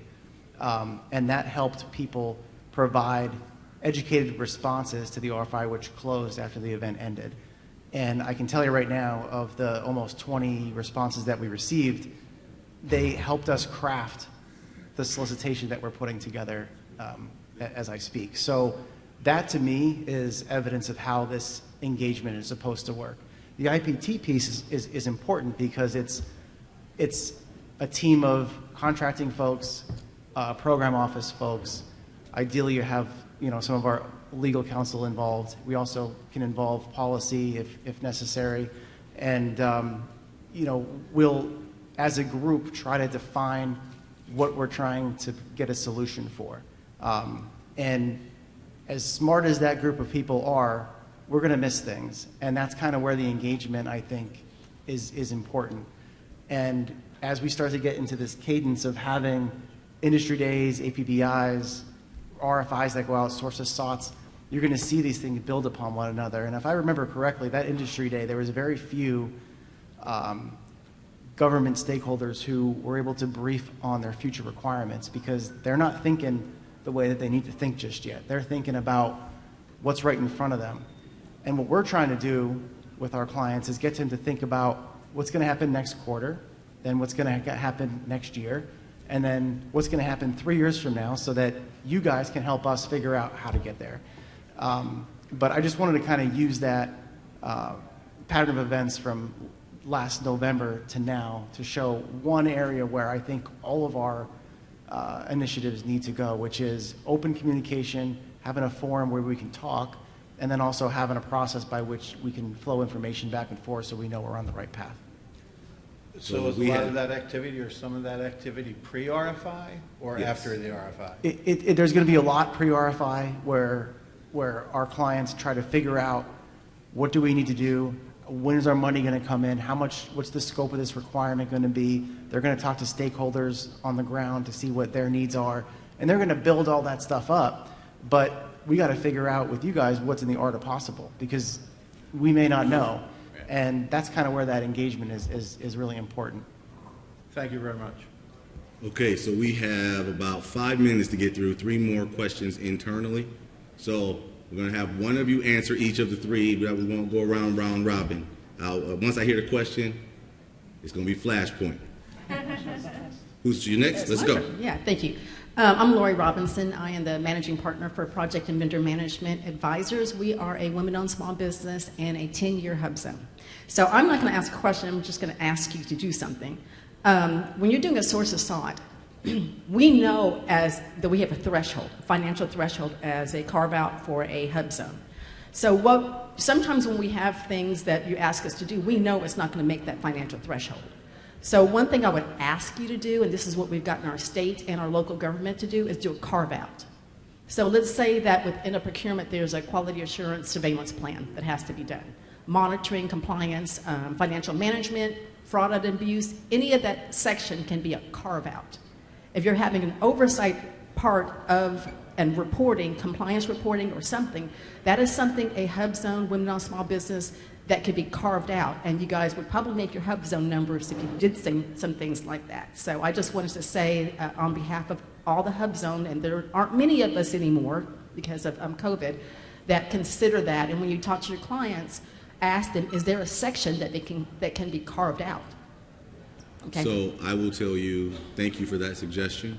I will also tell you to the team on here and my team listening, FAR Part 19, you should take a look at it because it actually allows for you to do what she's describing. It actually recommends that we carve out incremental lots that are appropriate for small business. So, noted. Compliance. Thank you. You're next. Let's go. Rob Brady with OST. I love the call out about providing feedback in the RFI where y'all are making sense and where sometimes it is and is clear. One of the pushbacks that I get internally when I kind of advocate for that is, we're scared that you're going to read and we're going to say, hey, look, this doesn't make sense. And someone else is going to say it does. And you're going to be like, okay, well, that company that gave me negative feedback is DOA. Kind of address that, now while we're here. And I did have a follow-on kind of related to that. So I'll be real quick. So I appreciate where you're coming from on that, right? And when I bravely said here behind the desk, no, to give us real feedback, I know, right? You have an internal, you got to explain all that stuff. I would just say that when we're doing source of SOT and RFIs, right, that's not the proposal, right? We here are not going to make source selection decisions based on submittals in response to really market research, activities we have. So there's that, right? And I can tell you that, you've heard some things about the compliance process we go through, the management checks on, as we get closer and closer to making that award decision, who's going to win this contract. It's designed in part to prevent anybody on the team from making these decisions kind of before we should, right? We have to evaluate the entire proposal of everybody that submitted a compliant proposal, according to how we wrote our solicitation. And if we don't do that, then we are putting ourselves at risk, and any of you can call us out on it, right? And that's fair, and that's the right thing to do. Hey, Donna, on that note, in the next Mythbusters version that we do, we need to cover down on blacklisting, because I've heard that 3 or 4 times in this session, and then we need to cover down on the myth about how we take criticism or feedback and what we're legally allowed to do, what we're not legally allowed to do, so we can take away people's fears. Okay? So I was scared asking that question because I was worried. I didn't read the Mythbusters memo last night. So I was worried that it was already there and I was going to get it. No, we will add it now, though, because you're like the 5th person to mention something like that. So, and I don't want people living in fear. No, okay? I appreciate that. And just to follow on, because I know we're running out of time, in the situation where we're adamant about an alternative solution that we really feel is going to be better for you, do you have any feedback on how to provide, at the solicitation level, alternative solutions, alternative approaches, to make sure that they're clear, without, really dinging ourselves on the primary focus? So we're talking RFI still? No, it's the solicitation. Solicitation came out, and I'll say, I'll ask you, hey, look, you asked for 2-legged chair. I feel really strongly that 4 legs is good. Here's why. Is there a way to do that, without really muddying the waters? So hopefully there's conversations at the RFI so the team can understand maybe we need to do something differently. However, in your proposal, if you feel inclined to say, I can provide you a 2-legged chair and here's how I'll do it, but I can also provide you a 4-legged chair and here's how I'll do it, you're going to get evaluated against what's in the PWS statement of work or whatever you have in front of you. So you want to make sure that you're not putting information in the proposal that doesn't meet what the government's saying is the requirement. But if you have information or an approach that is different, you could add that to it, but just clarify, it may be worth considering. And it's hard without talking specifics about a particular requirement, because some things, maybe there's a legal reason or there's a statute behind why we're asking for something a certain way. But just check the box, talk about how you can check the box to provide proof, and then use that as an opportunity once you've done that to say, we are also capable of X. And because you're not going to get a negative finding for providing additional information that the government didn't ask for. And I know there's proposal limits and things like that, but it's just an equation to go through in terms of if you really strongly feel value about that, that's a way to do it. Another way to do it is come back with an unsolicited proposal and ask the government to consider it that way. And if they find value in it, they can pursue it that way too. So let me add two things to that. If you propose an alternate proposal or an unsolicited proposal, make sure that you cover down on the return on investment for that alternate approach to the government. ROI is critical to unsolicited proposals or alternative proposals. Last item, and then we're going to go to our last question. It makes sure that you have read the RFP and solicitation. If it's LPTA, don't go doing alternative proposals and that are going to go above the spec of what the government wants, because it's going to price you out. All right? What the Bill's advice they just gave you to is mainly for trade-off type items or commercial under trade-off application. All right? So make sure you're just tracking, read the solicitation, see what or RFP if it's an IDIQ, and ensure that you understand what your left and right boundaries are. Last question. Yes, sir. Robert Miles, CEO, MCG. Kenyatta, first, I've been to a lot of industry days on both sides, and I just want to say that whoever was on the team to come up with this concept and to have this industry day, I don't have the money, but I recommend they get a bonus. I will definitely put that under consideration. The three people that did most of this are going to be very happy you said that. Absolutely. But my question is pretty direct. What are the steps or your decision-making process when you decide whether to go 8A sole source? I'm laughing at that one because they wasn't expecting that one right there. I'll tell you my perspective. It starts with the requirement, which usually begins a few years ahead of when the need is, when the POM cycle is happening, and where programs are putting in for budget requests. They see a gap, they see a capability gap. Maybe they can define it really clearly or not, but they get money for it. Now it's become a little bit real. Now we have to go find somebody.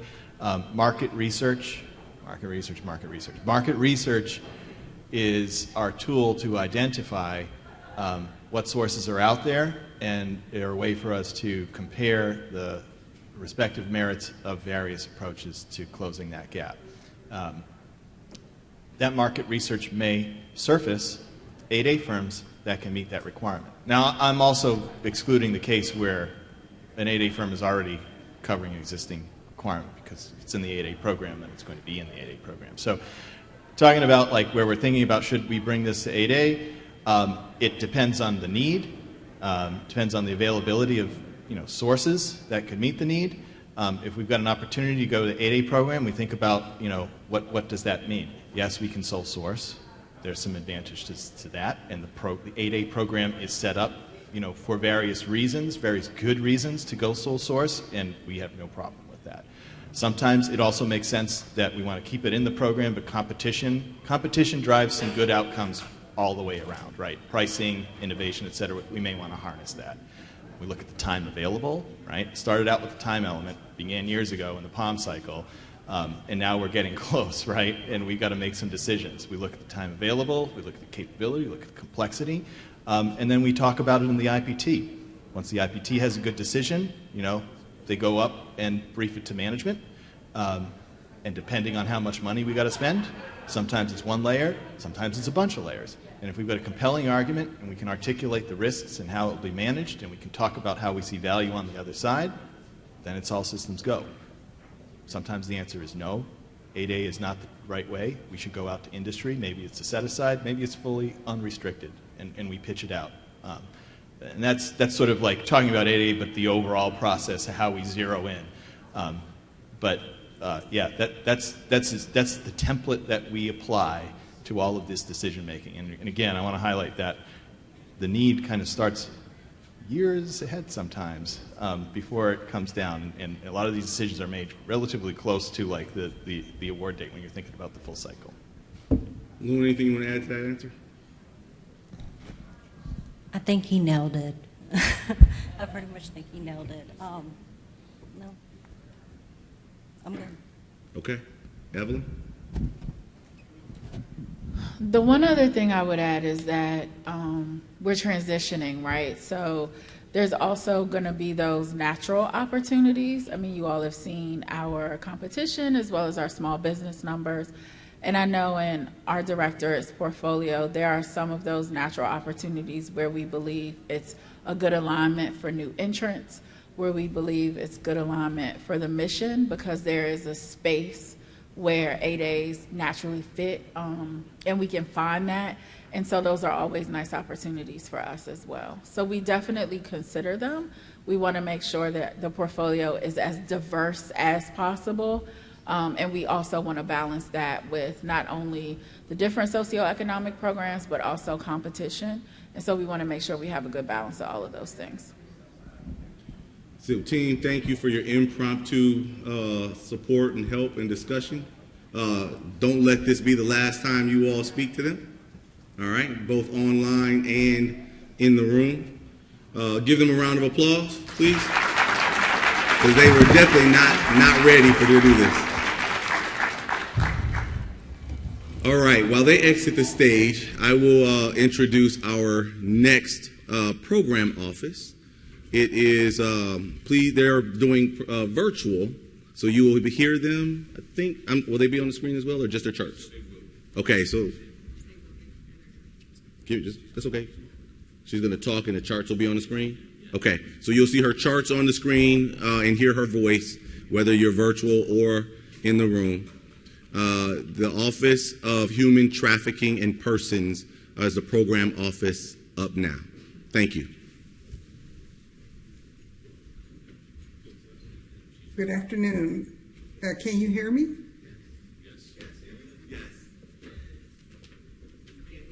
Yes, we can hear you. Okay, great. Hi, my name is Carolyn Hightower, and I'm the Deputy Director at the Office on Trafficking in Persons, and happy to join you today. Can you please change this slide? We're a fairly new office within the Administration of Children and Families. We've been in existence since 2015, and our primary responsibility, please change the slide. Our next slide.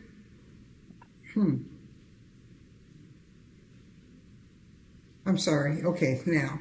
So our primary mission is to basically raise awareness about human trafficking, to implement programs to prevent human trafficking, and to respond when trafficking occurs in a trauma-informed and person-centered way.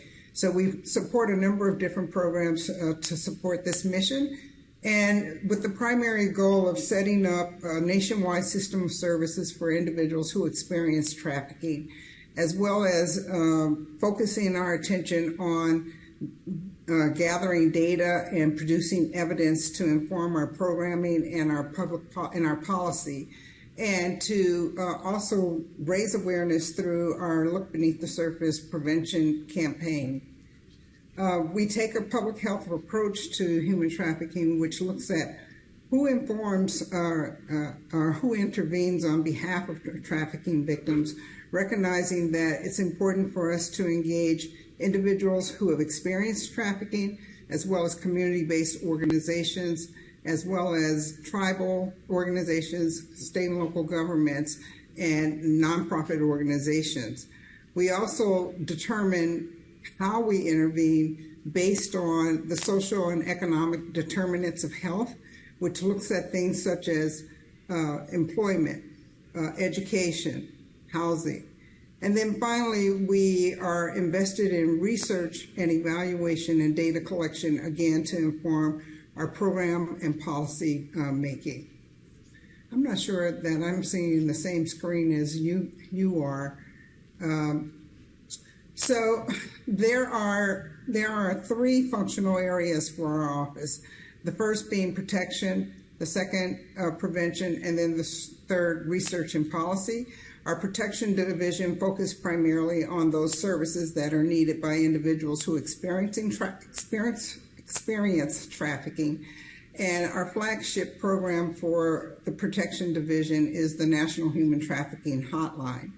Under our prevention division, we focus primarily on training and technical assistance, capacity building, survivor engagement, and public awareness. This is where, and prevention.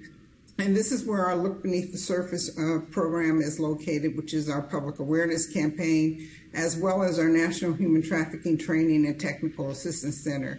And then lastly is our Research and Policy Division, which is basically all of our data collection, all of our program evaluation, and anything that would inform the development of anti-trafficking policy. Next slide.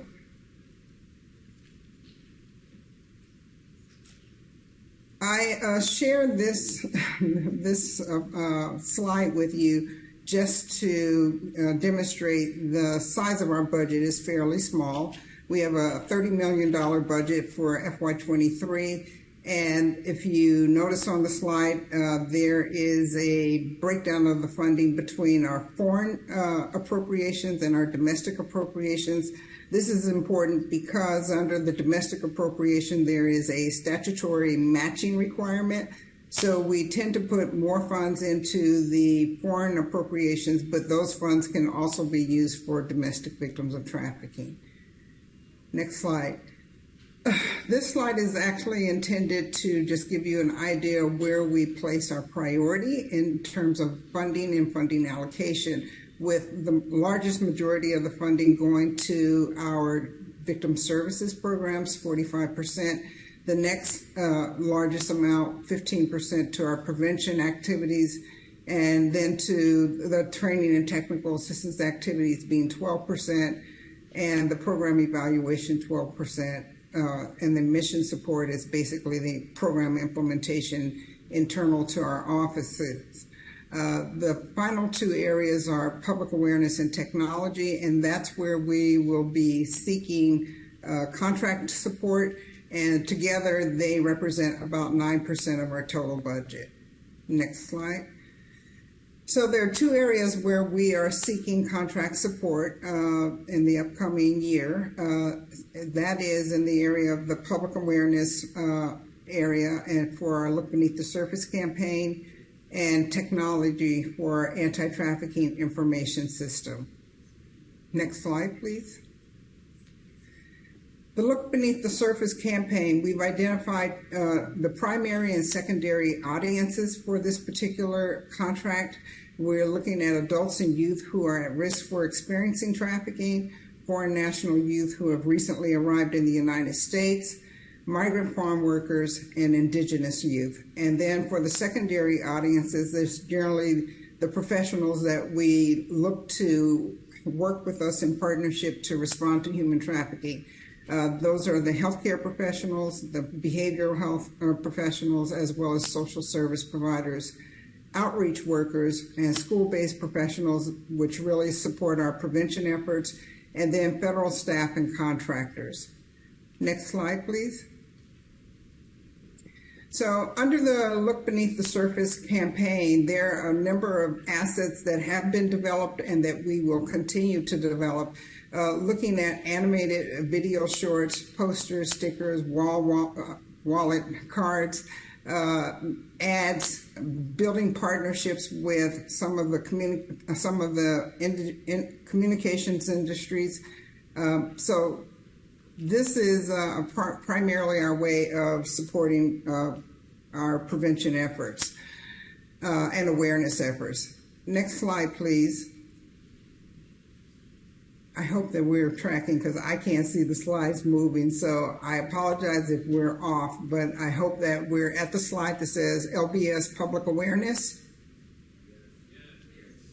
Okay, for this particular contract, we are looking for a firm fixed price contract that would be on the open market with a total estimated value of about $2.5 million. We estimate the base year of the contract will be $1.5 million with 2 option periods of $525,000 each. Again, this is a base year and 2 option years. The contracting point of contact has not yet been determined, and the solicitation has not yet been issued. We anticipate the issuing of a solicitation in October or November of this year. And of course, that's going to be contingent upon whether or not we have our appropriations by that time. The current vendor is Schatz, and they have a firm fixed price contract of $2.1 million, and the contract number is listed on the slide deck. Next slide, please. So under our technology area, we are developing an information system which we call the Anti-Trafficking Information System. The first module of that system is the Shepherd Case Management System, which is an entryway for individuals who are seeking certification or eligibility from the Department of Health and Human Services. And I guess I should explain that a little bit. By statutory authority, HHS has the responsibility or authority to issue letters to foreign national minors and adults who have experienced a severe form of human trafficking. And by receipt of those letters, those individuals are able to access public benefits to the same extent as a refugee. And so we have developed this case management system in order for them to submit requests for assistance and for us to process those requests, as well as to verify when a public benefit agency receives a letter from an individual indicating that they have been certified or received eligibility for those public benefits. We're able to verify that that letter is indeed legitimate. The next phase of the anti-trafficking information system is our grant performance module. And that module is basically an opportunity for us to support our grantees in the submission of their performance data for the grants that they receive from our office. It also allows our staff to be able to monitor those grants by the submission of the information that they contain. And for the technology or the ATIMS contract that we are seeking to award, we're looking at further developing this particular module of the ATIMS system. For ATIMS technology, we're looking at a firm fixed price contract at somewhere between $4.5 million and $5.3 million, with the base year being $1.8 million. We're looking at a base year and 2 option years. The contract point of contact, unless it has changed, is Tiffany Lewis, and we do not yet have a solicitation, but plan to have one by next year around this time in June. The current vendor is TISTA, and it's a time and materials contract at about $8.2 million, and the contract number is below. Next slide, please. So the deliverables for these 2 new contracts are as follows. The public awareness campaign, we're looking at adding to the previous work that we did, video production, social media content, advertisements, and possibly some additional images. I should mention that the slide deck that you're looking at, the images that you see, they are part of our Look Beneath the Surface campaign and were developed by the incumbent vendor, and we use them quite frequently for various presentations. The technology for ATIMS, we are looking at new user capability, new reporting features, uploading and downloading of reports from ATIMS by both the grantees as well as our office. and the ability to share data with grant recipients and other system enhancements that are identified along the way in the development and use of this new system. I think one of the things that's important to share with you is that right now we're looking at about a total of 50 grant recipients, and that's a small number because our budget is small, but the more important thing is that this system is also available to subrecipients, and we have at least 2 programs that have subrecipient programs, and they range, it can range anywhere from 60 subrecipient programs up to, in previous years, it was 200 subrecipient programs. So the system is supporting not only our grantees, our office, but also these community-based organizations that have signed on to work with our grant recipients in providing services to individuals who experience trafficking. That's it for me. I am happy to take questions about the program aspects, and we'll try to answer the contract questions, but hopefully I won't mess up.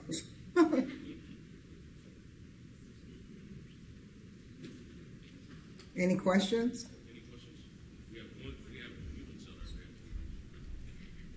There's one question. Oh, there's more than one question. Please go ahead. I can't hear. I'm sorry. That's okay. On the 2 contracts or 2 opportunities that you showed, looked like one of them was a GSA contract. The other looked like a CIOSP3 contract. Do you anticipate the same GWACs being used, or will that information come out on SAM.gov or some other way we can look at it? I actually have to defer to our Office of Government Contracts and Services, and they will make that determination. Hi, thanks so much for your presentation. This is Annalisa Lindsay with Accenture. We really appreciate your attention to increasing public awareness about the mission. We're also wondering if OTIP has any plans to increase data interoperability and the kind of cross-program insights that you can bring from programs that are nested in ORR or Head Start and other programs where they may also be risk of trafficking. Thank you. That's an excellent question. It's actually something that we would love to do, but unfortunately, at this point, we don't have the budget to do that. Oftentimes, what we try to do is partner with some of our other agencies to support initiatives that we think have cross-agency application. Not only are we interested in looking at cross-agency application, but we have a sister agency at the Department of Justice, the Office for Victims of Crime, that funds a number of programs that we also fund. Some of the recipients of the grant funding that's made available from our office are also DOJ grant recipients and have similar reporting requirements. And we've had conversations in the past about the possibility of creating some interoperability as well as consistency in data collection. But that's a ways down the road.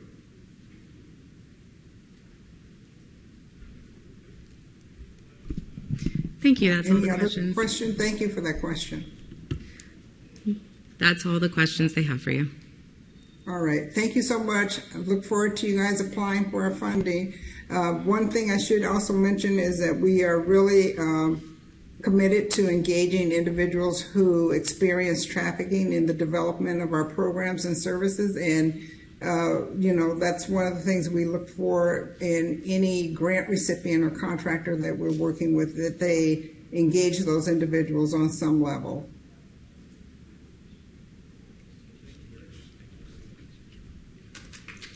Thank you. All right, thank you. All right, our next program office to brief is the Office of the Chief Information Officer.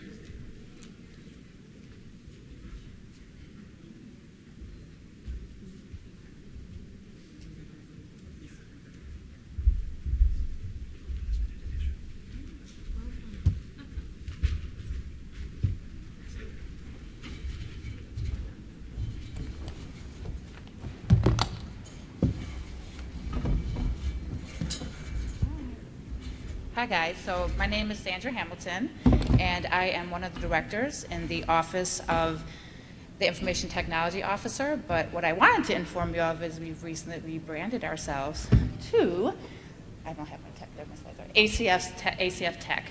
And ACF Tech encompasses the Office of the Chief Technology Officer, which is led by Kevin Duvall sitting next to me. You guys have probably seen him previously. And as well as the Office of the Chief Information Officer, which is also right now led by Kevin Duvall, and also includes our security, our CISO, the security for our systems, operations and maintenance of the systems that we host in our environment, as well as IT governance, contracting, CPIC, budget, and all of those lovely things. So ACF Tech's mission, which is new, so forgive me if I'm off a little bit. Our mission is reliable, consistent, trusted, and responsible technology. So we do as we say, and we say as we do. Our tech works when people need it. Effective, productive, useful, relevant technology. We prioritize ease of use and practicality for our customers, I apologize, and secure. Protect, safeguards, maintain public trust. We take privacy seriously and ensure our solutions are safe and secure for our customers. So I failed to say we deliver reliable, effective, and secure innovative technologies and data to advance ACF's technology and mission. Our vision, similarly, is to empower ACF to reach more people more effectively, efficiently, and equitably through innovative technology and data. So there's a consistency there of innovation. Data is really big right now, and obviously technology, through technology. So the three main pillars: efficiently, we're productive, accountable, and practice. Let me put my glasses on.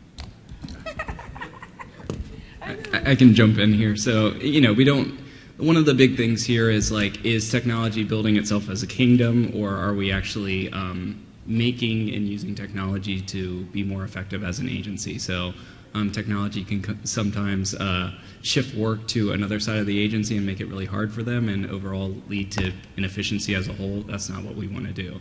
We want to make sure that we're effective, we're data-driven, we're high impact. I think if you were here yesterday, you heard a little bit about our initiative about the ACF Year of Data. But that's really about saying we have all these program offices collecting all this information about what's going on in our country with children and families. And I think it's really important that we use data and connect that data where we legally can to understand and build insights about our populations and the people we serve.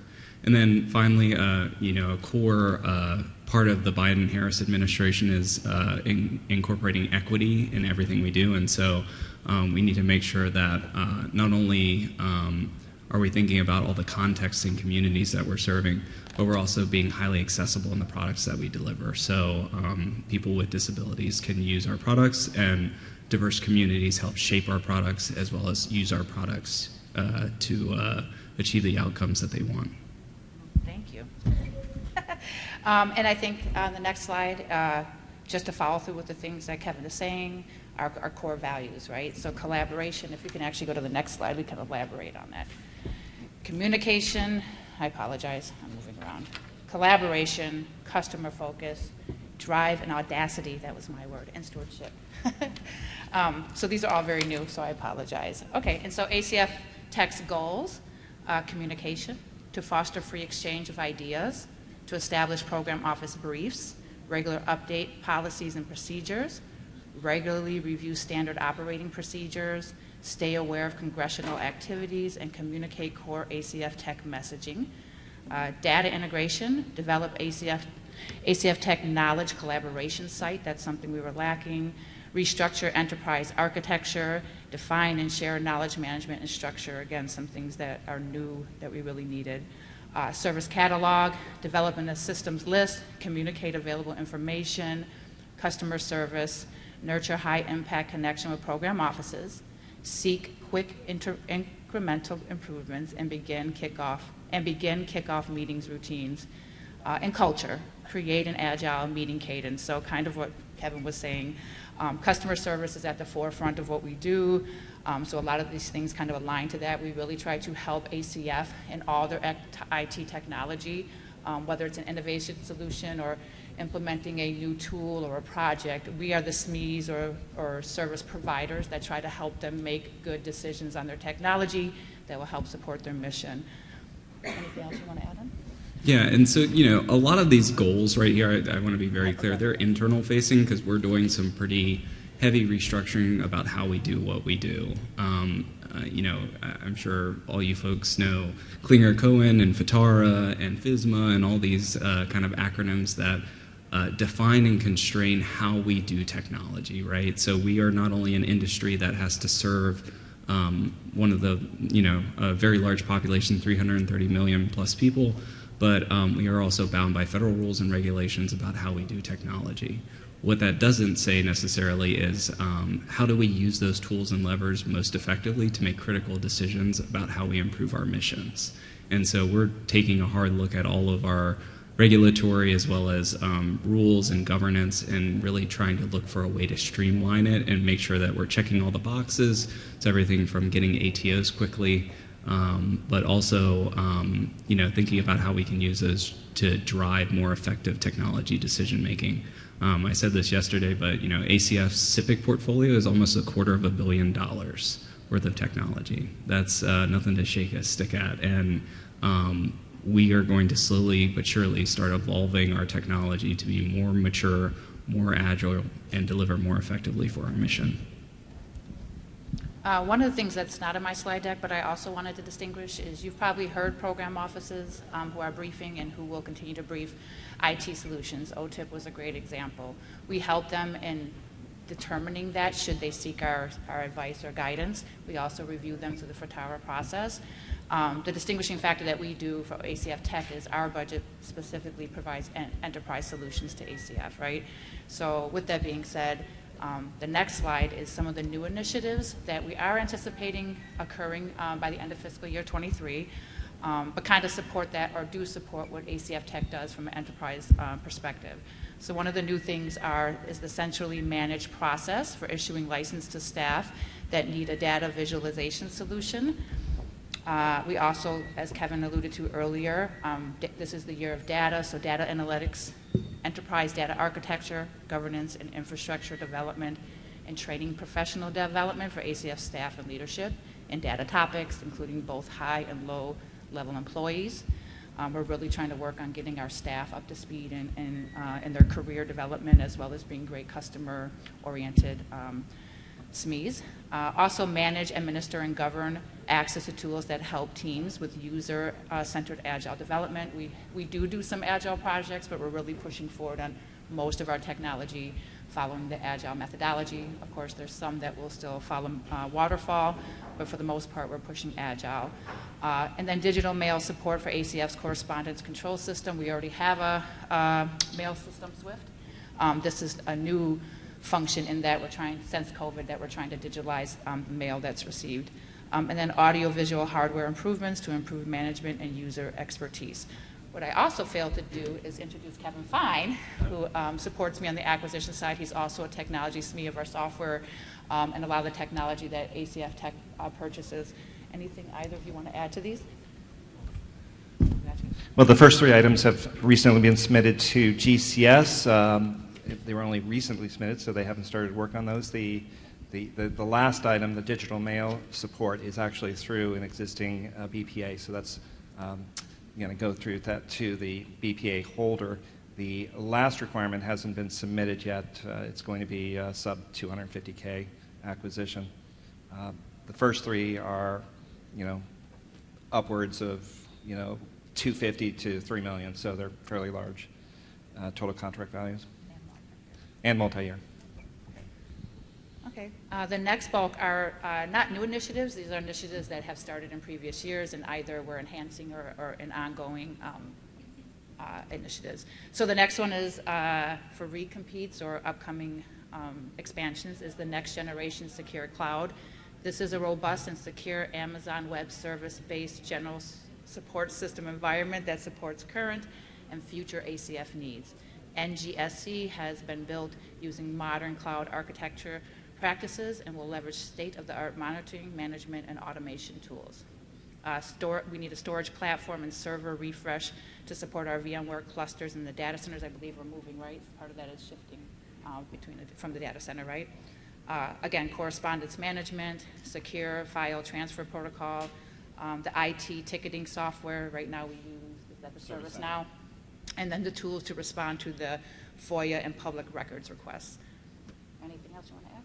Well, just that those are all brand name acquisitions. They will be competed. We're hoping to get them competed through NASA's SOUP, but all of those NGSE tools products, we've already done our market research. We've already made decisions. And in many cases, again, we're recompeting products that we bought last year or the year before. And I think the next slide, just the distinguishing factor is most of what we purchase is a lot of software licensings that we offer to ACF as a whole. So this list is most of those softwares that we're going to renew annual maintenance on, the virtual, and some of them are expansion of license to continue to offer as ACF grows. Virtual firewalls, server operating system, single-on sign-on solution, virtual meetings and webinar tools, monitor congressional activities, tape storage and on-premise backup, security scanning, digital signage, content management, infrastructure as code, and load testing tools. There's probably some more. There's always more. Yeah.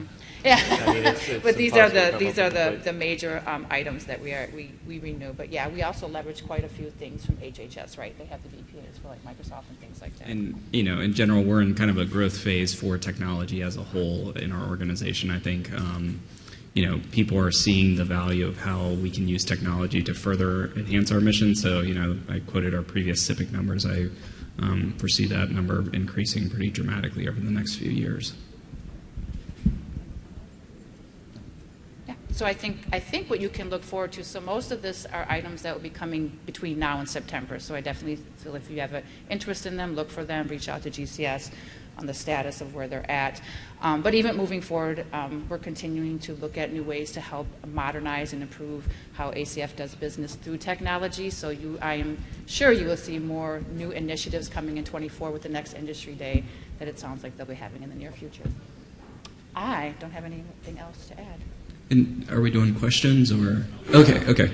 So I think that was kind of our overview. Welcome any questions. I think there's mics. I'll do virtual first. So, hi, Kevin. Thanks for participating. Thank you. So, let me see. No, I'm not going to ask this question. It's too personal. It's a joke question.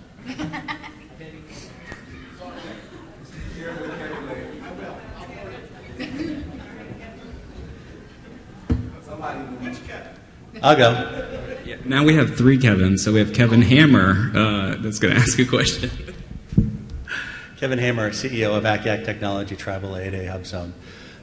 In most federal agencies, the CIO organization is the one that drives business agility, organizational agility for the whole agency.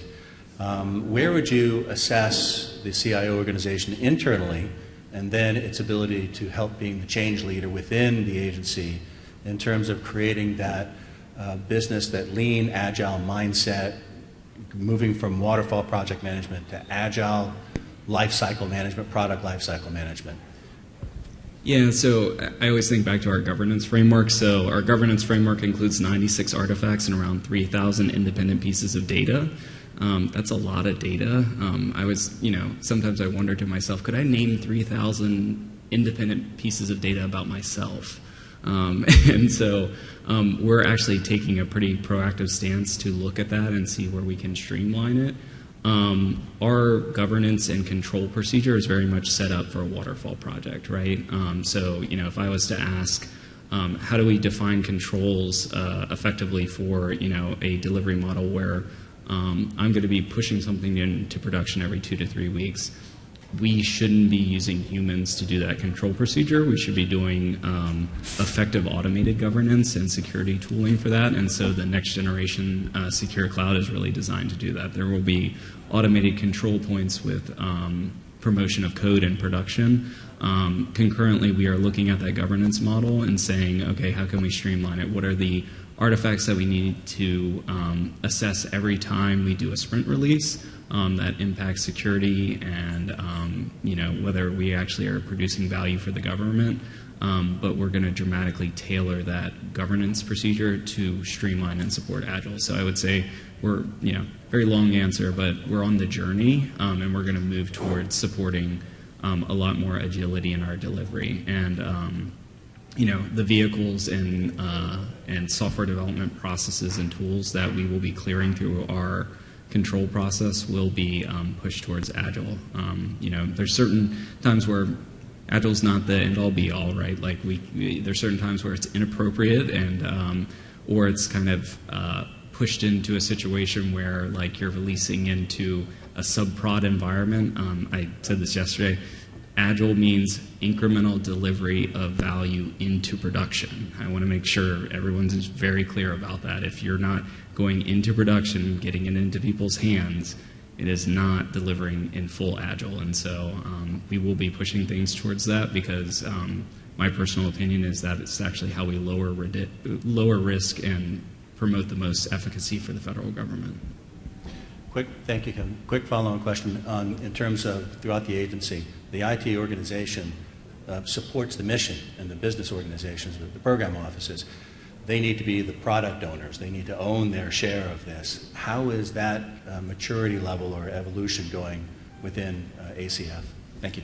Yeah, great question. So I think ACF probably hired its first 4 to 5 product managers, federal product managers, within the past 2 to 3 years. And so, we have certain programs that I would say are really mature in that area. So again, TANF Data Portal is one I always refer back to. The UC technology environment is pushing towards that. And so as part of the Digital Services at ACF Division, which is a subcomponent of the Office of the Chief Technology Officer, we will have product managers, designers, and engineers on staff on the government side to ensure that, when a firm gets here, that they have the appropriate staff to interface with.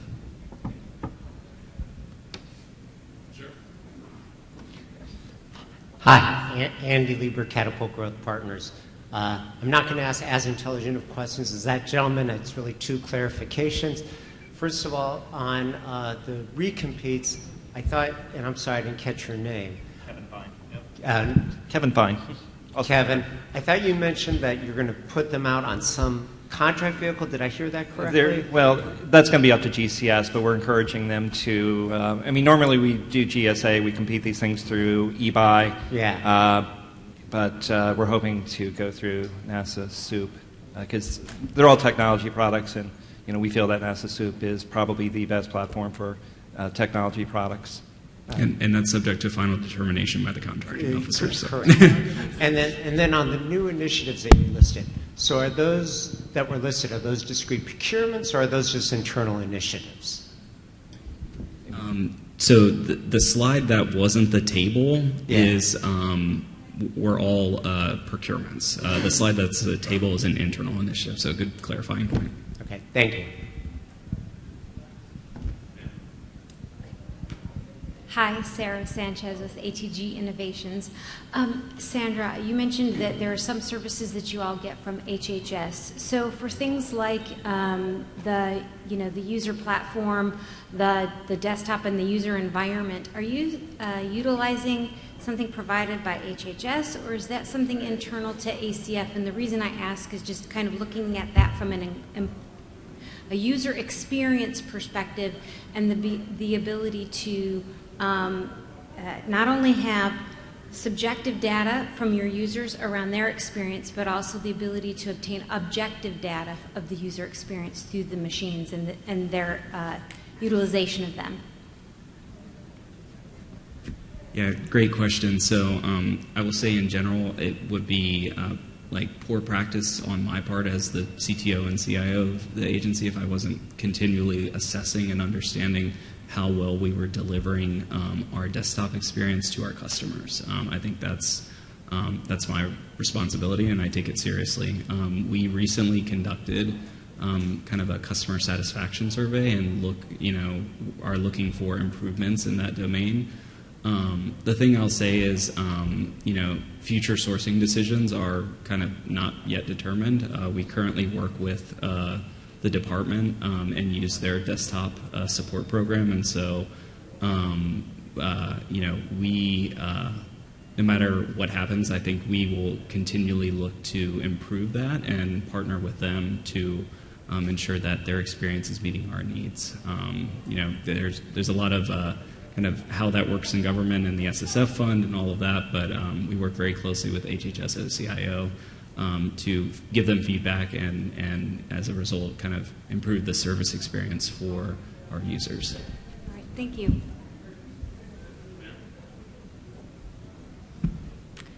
Hi, Yoko Jolly with Groundswell. First of all, I just want to say that I'm thrilled when I saw your presentation yesterday, Kevin, about ACF kind of standing up a similar thing to U.S. Digital Services.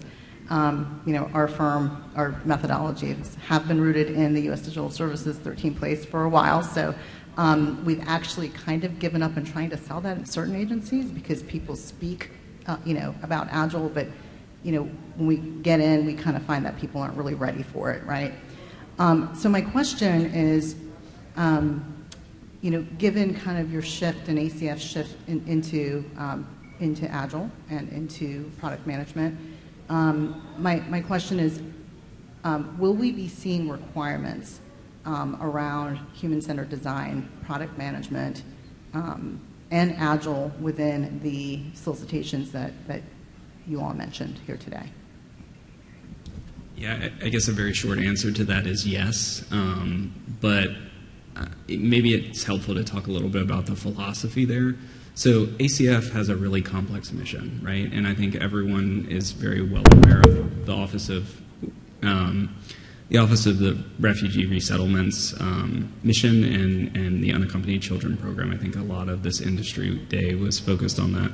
The thing I would say is, Agile is a way of the government actually covering down on risk. I don't see it necessarily as like, this is the new cool thing. It's actually like we have a way of delivering software and technology services that actually lowers our risk in general, because the waterfall process is very much a design of like, what will I eat for dinner every night for the next 2 years, right? And it's like, you got to define that all up front. You got to figure it out. If 6 months in you realize that I am tired of eating this dinner, it's difficult to change. So Agile is really saying, okay, what do I want over the next 2 weeks? What do I want over the next 4 weeks? And then watching how technology actually changed the mission.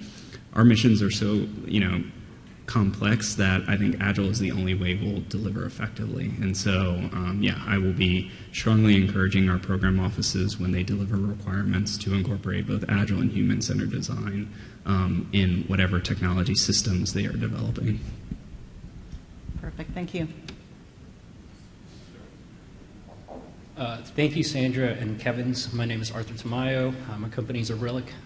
My question is centered around information security.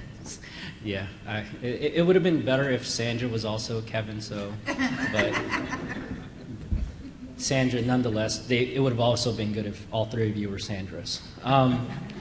My question is around information security. So with respect to ACF's initiatives with respect to information awareness as well as information resiliency, hacks, a lot of misinformation, fake news with respect to any of these government programs. What is your office doing in terms of staying on top of that and having a more proactive posture, as well as what small businesses are contributing and what their role is in that process of evolving that in real time? So that's a great question. Last fiscal year, we awarded a contract to a company that specializes in kind of open source threat intelligence because we were seeing issues with that as an organization, specifically surrounding kind of spoofing of high-level officials in the organization. And so how that requirement works specifically is it's a tool that basically monitors for that type of thing. It's a combination of kind of brand protection as well as kind of official protection, because how I think about that one is like we don't want citizens going to the wrong sites and getting the wrong information and steering them away from the services they need. And so that requirement itself, I believe, is enduring because we are seeing that increasing pretty dramatically, and especially some of the more kind of controversial or well-covered programs that we have, we see that more and more. And as a follow-up question to that, what role does small business play within that whole ecosystem? Since the entry points aren't just within the systems that you guys are implementing and have these programs already in place. It could be for any of the small business vendors here. That could be an endpoint. Yeah, great question. I mean, the service that we're currently using has a pretty high level of automation, as well as kind of works directly with social media providers to do takedowns. And so I think the role of small business is if there's more compelling offerings or better ways of doing that kind of horizon scanning for those types of threats and issues, we would absolutely, I think my email address, it's on the PSC directory if you know that, so just look PSC directory and you can search my name. If you have a compelling offering that can do that level of support, we'd love to talk to you. Thank you all.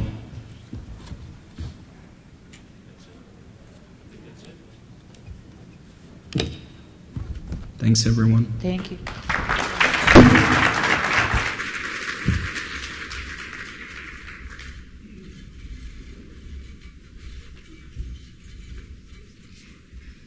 Okay, that concludes this event for today. We'll be same place, same time, same online virtual link for tomorrow. You guys have a great day. Produced by the U.S. Department of Health and Human Services.